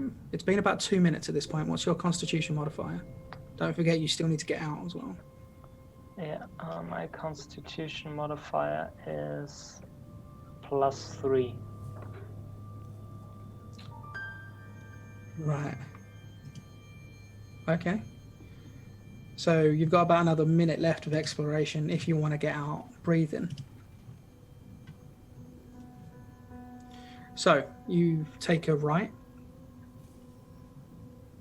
and about 15-20 foot down it takes a left and it goes deep.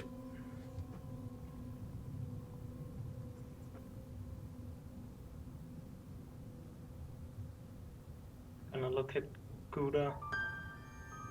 Gonna point back.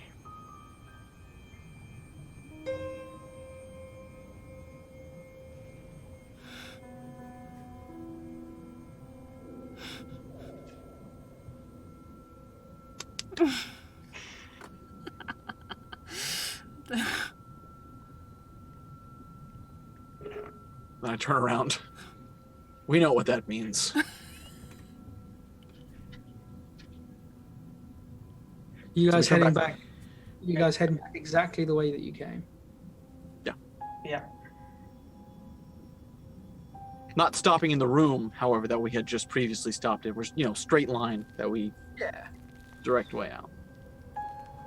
You're swimming sort of with abandon, fast? Are you looking out? Are you just happy to get out? How are you guys doing this? Looking out for any creatures that might be in the water. Okay, so give me a perception check. 17. A 6. So, Nagato, as you swim back into the main room, just casting a glance around as you'll want to do. There's a door off to your right hand side. The first door that you saw when you came in, directly ahead of you, now is off to your right hand side. You only catch it for a second, but you see slime, an ooze, and it just disappears underneath the door. It's to the opposite side of where you need to go. So the way out is on the left. Okay.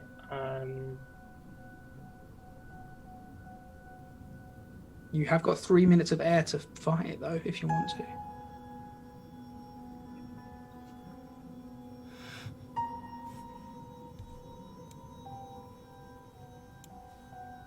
You can try and kill this thing. I don't know anything about it, man. No, Gouda hasn't seen it. All I can take a look at is the waste of these waterlogged dwarven chairs. They knew how to make a chair. I'll tell They you do what. know how to make a good chair. No. to be fair- Nagato. Like, Toby wants to fight this. Nagato does not. Nagato wouldn't. Right. So in that case, I'm still going. So you guys So through the door, swimming faster. back up the corridor, yeah. Your breath, it doesn't start to run out, but you do start to feel a bit uncomfortable. And then you reach back into the main chamber. And your off, heads Brian. both break water, yeah.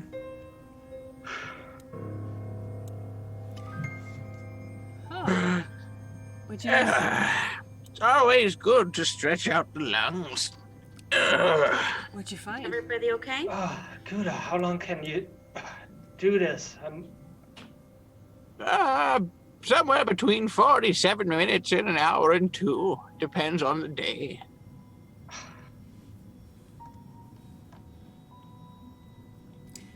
I'm fascinated by that. So what happened? I'm going to look Yeah. down at the McGonigles really quick, just to continue on. I'm going to, in my hand, use prestidigitation to create a small like basically like a scale model of what blasting jelly looks like. I need this. I just need to Google what blasting jelly looks like, just real quick. I just want to see if a McGonigles will be able to translate. Believe What me, it- it's not. Don't Google blasting jelly. It's not what you want. Stop. That NSFW blasting jelly.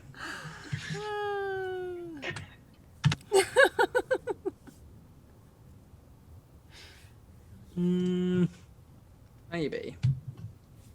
It's like, Yeah. All right. Yeah, that's fine. McGonigles of the shore footage is like, I don't know what that is.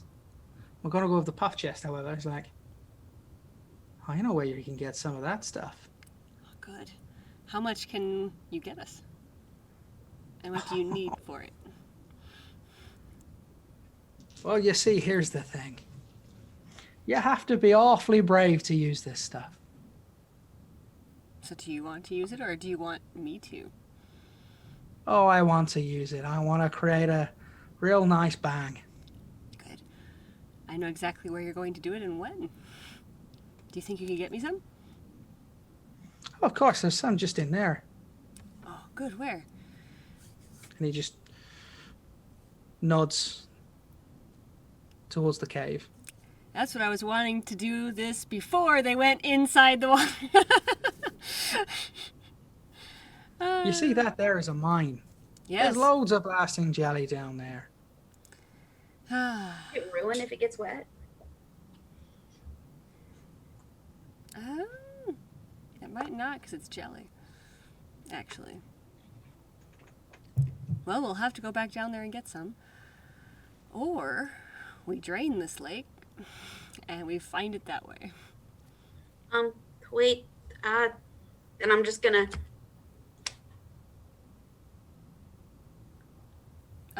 You're fine. Cover my eyes. There's honestly, like, it's fine. You're sure? I don't want to ruin your really good plan. So, Gouda's going to suggest that not so many words. I mean, I'll just tell you what my plan is. If we go to the other side, where the ocean meets the cave entrance, we'd probably have an easier time finding where the water is leaking in, as opposed to the other way around, where we have this vast chamber of places where it could be anywhere. And I've already found that, so I can lead you right to it. Just a very brief but very important point. I was going to wait till the end after discovering this image, but I need to say this right now. So just on a very quick Google about what happens to gelatin if it gets wet. I have come across something called Fregex, which was used by the IRA, and I'm well aware that McGonigles have got Irish accents. There is no connection with that whatsoever. That is a complete coincidence. I apologize if that offends anyone. I genuinely mean that from the bottom of my heart. That is a 1,000% a coincidence. I don't know anything about gelatin. It's an accent that was picked out of nowhere. So yeah, I just wanted to put that in real quick. That's not a thing. Nope, that's good. Yep.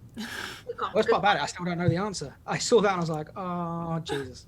Well, I don't know. That's still a good thing to know, too, for future. Cool. I'm pretty sure I'm going to get put on a watch list. So in that case, I mention this. I say we should find the part where the crack is, and then I can slowly pump out the water with my spell. It will take time to drain the entire cave, but it will work. I think we should all just do that together, actually. There's still monsters in there, so it's not safe to go in there right now, even without water. Well, I can pump it out from outside the cave and just shift it. We can create a irrigation-like system, pouring the water into the forest. I agree. All right, Take me to the part of the sea. I gotcha. I want to pull Nagato, as they start to walk off, I want to pull Nagato back for just a second. I want to ask you a favor. Sure. What is it? I'm asking you because I don't think the others will do it. I'm going to turn around. I want you to try to reopen the scar.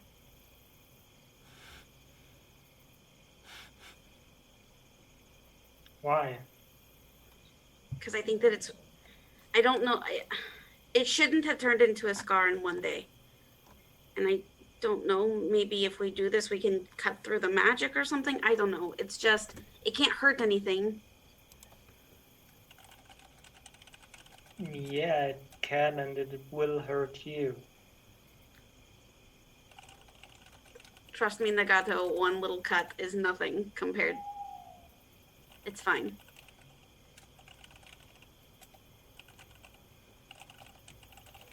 I will not.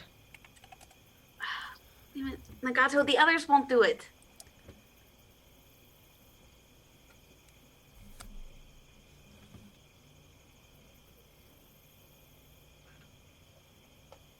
I'm desperate to try to find Mar. I have no other ideas. This is simple. It's a small cut.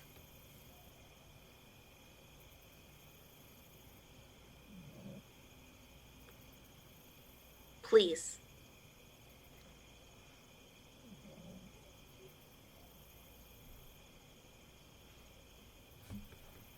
How do you know this will work? Maybe it won't. Maybe it will. If it doesn't, we are right back at square one, which is where we are now. And we can cross an idea off our list. If you can give me a confirmation that this will work, I will do it, but otherwise, no. Why? I'm sorry. Because I don't want to hurt you. I won't hurt you. I am going to take my sleeve and pull it down just a little bit. And you would see very intense burn scars on my shoulder.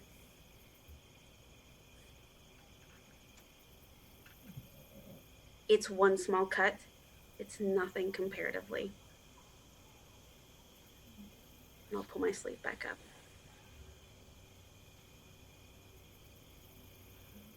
You being used to pain and suffering doesn't mean that you should have to endure more. If it gets Mar back, it's worth it. We will get Mar back. And what if this helps? Nagato, I can't lose another person right now. I also see like tears well up in my eyes.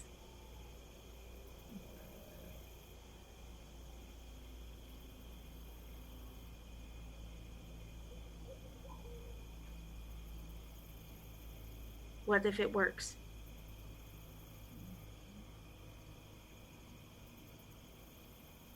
I have a magical blade.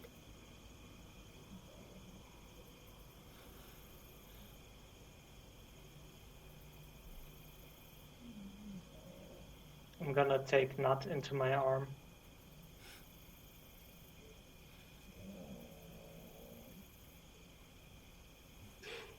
Hold her really, really tight.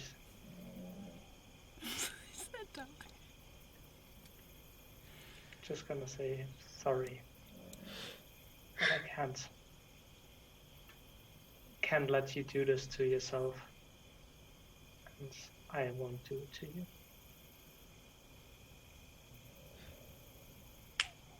I'm just gonna start crying. Really hard crying.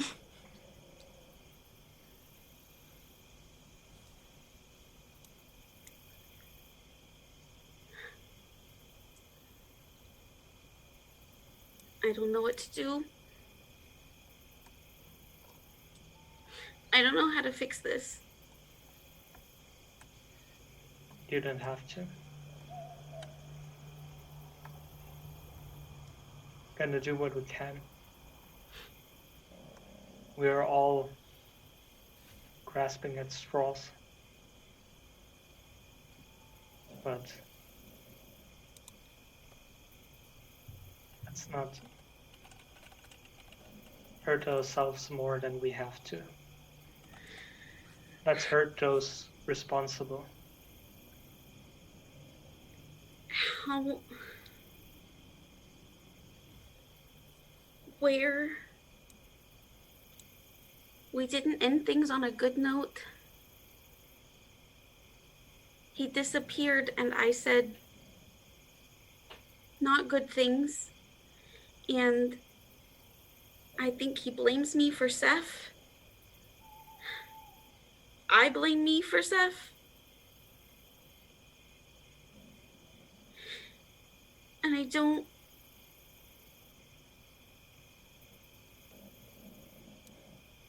know. I don't know what to do.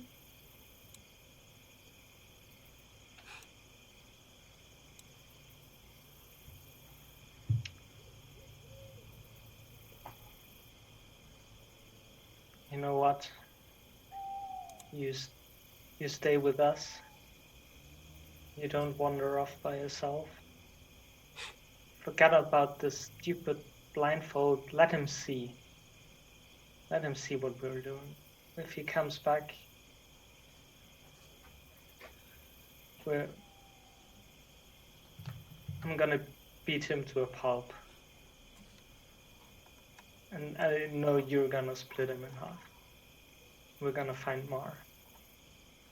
And we're gonna get back home. We're gonna reclaim our home. We're gonna get Riordan home. Gonna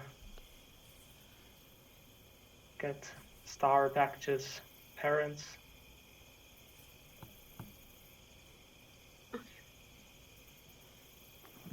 Can I just have a minute then? I don't want everybody to see me this upset.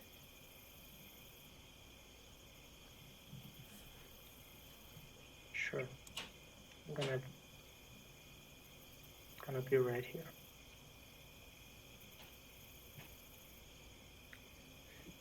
I'm gonna sit down by the water.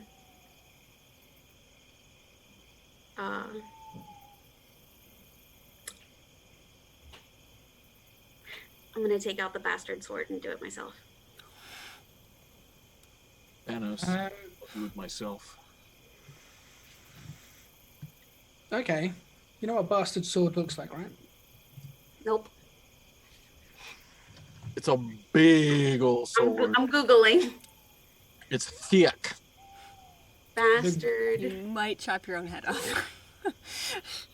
It's literally just gonna be Jon Snow's sword. Oh, it's real big. Oh, okay. Well, you know. It's a hand and a half sword. I mean, that's okay. I mean, I'll hold it like this, and I'll just want to... Do you want to... Yeah. But it does magical damage. Groovy. Okay. I mean, arguably you're not rolling to hit, so give me a sleight of hand check. I coup de grace myself. Or just a general dex check will be fine. Dex.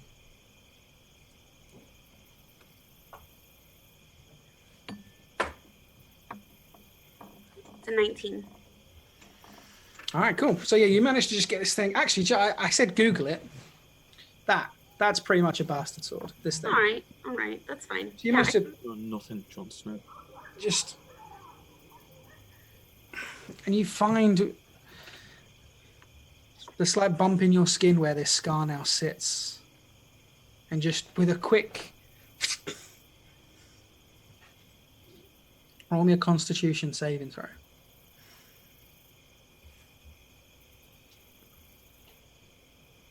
As you roll a self-decapitation. Well, I rolled a 7, and I get to add 6, so 13. Okay, so Everyone else has started to sort of walk off at a steady pace. You pulled Nagato back to have a word. Nagato sort of turns around and then starts to follow the rest as you take a moment to yourself and slice a bastard sword against your own neck that, as you have just said, does magical damage. You fall unconscious. Oh, please say that we hear this, right? Like I wouldn't have come back after the others. I just said I'm gonna be right here. I'm just gonna step. That makes all the difference. In that case, Yeah. yeah. So you see Knut pull this massive sword out and cut her own neck and fall unconscious. Just gonna run over and give her a potion of healing. I mean, we've got another 10 minutes left on the stream, but I think that's quite a nice place to end it. No, it's not. No, it's not. It's so So with that, ladies and gentlemen, boys and girls, children of all ages, thanks for playing. Thank you guys all so much for showing up today. Once again, a shout out to Banter and Chance. Please check them out. They're a fantastic stream. And keep on the lookout for all projects in the upcoming future for Clash of Quests. We have stuff coming. Stay tuned. Bye.